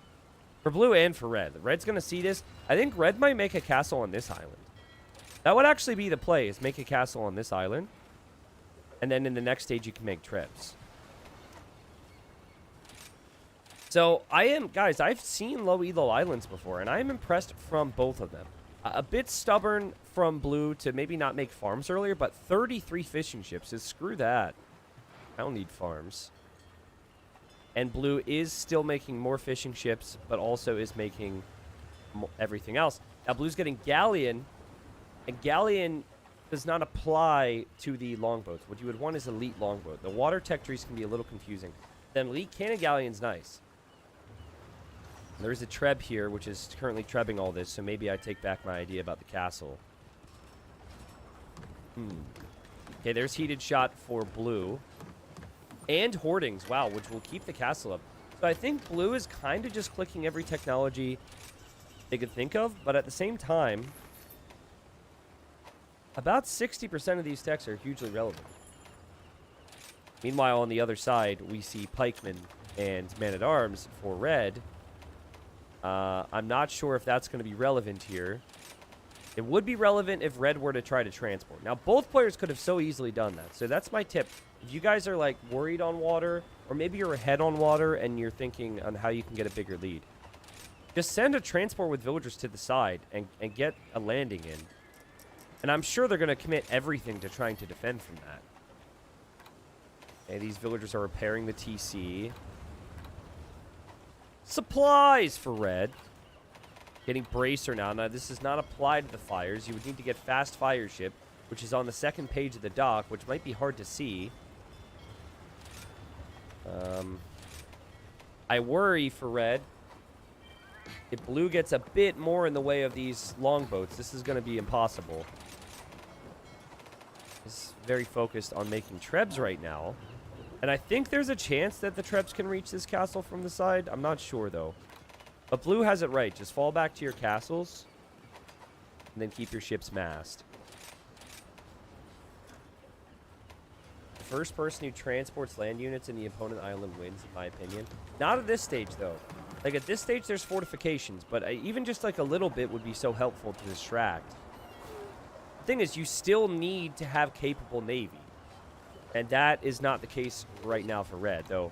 We'll see if I'm wrong on that. We have elite cannon galleon coming in. And also, red's like, what else can I make on water? What else would be helpful for me? And you look at red's docks. We've got trade cogs, people. We've got trade cogs. So, maybe confused it with the demo ship. Maybe just didn't know what that was and decided to add one. I don't think we're going to be seeing a trade heist here, but that could be what's on the cards. As we have elite longboat now for blue. As well as architecture, which gives even more HP to these castles. That's crazy. 7,000 HP. As blue transports these two trebuchets to the island. And has elite longboat in just a second. These villagers are like, huh? You killed my home! And they get upset.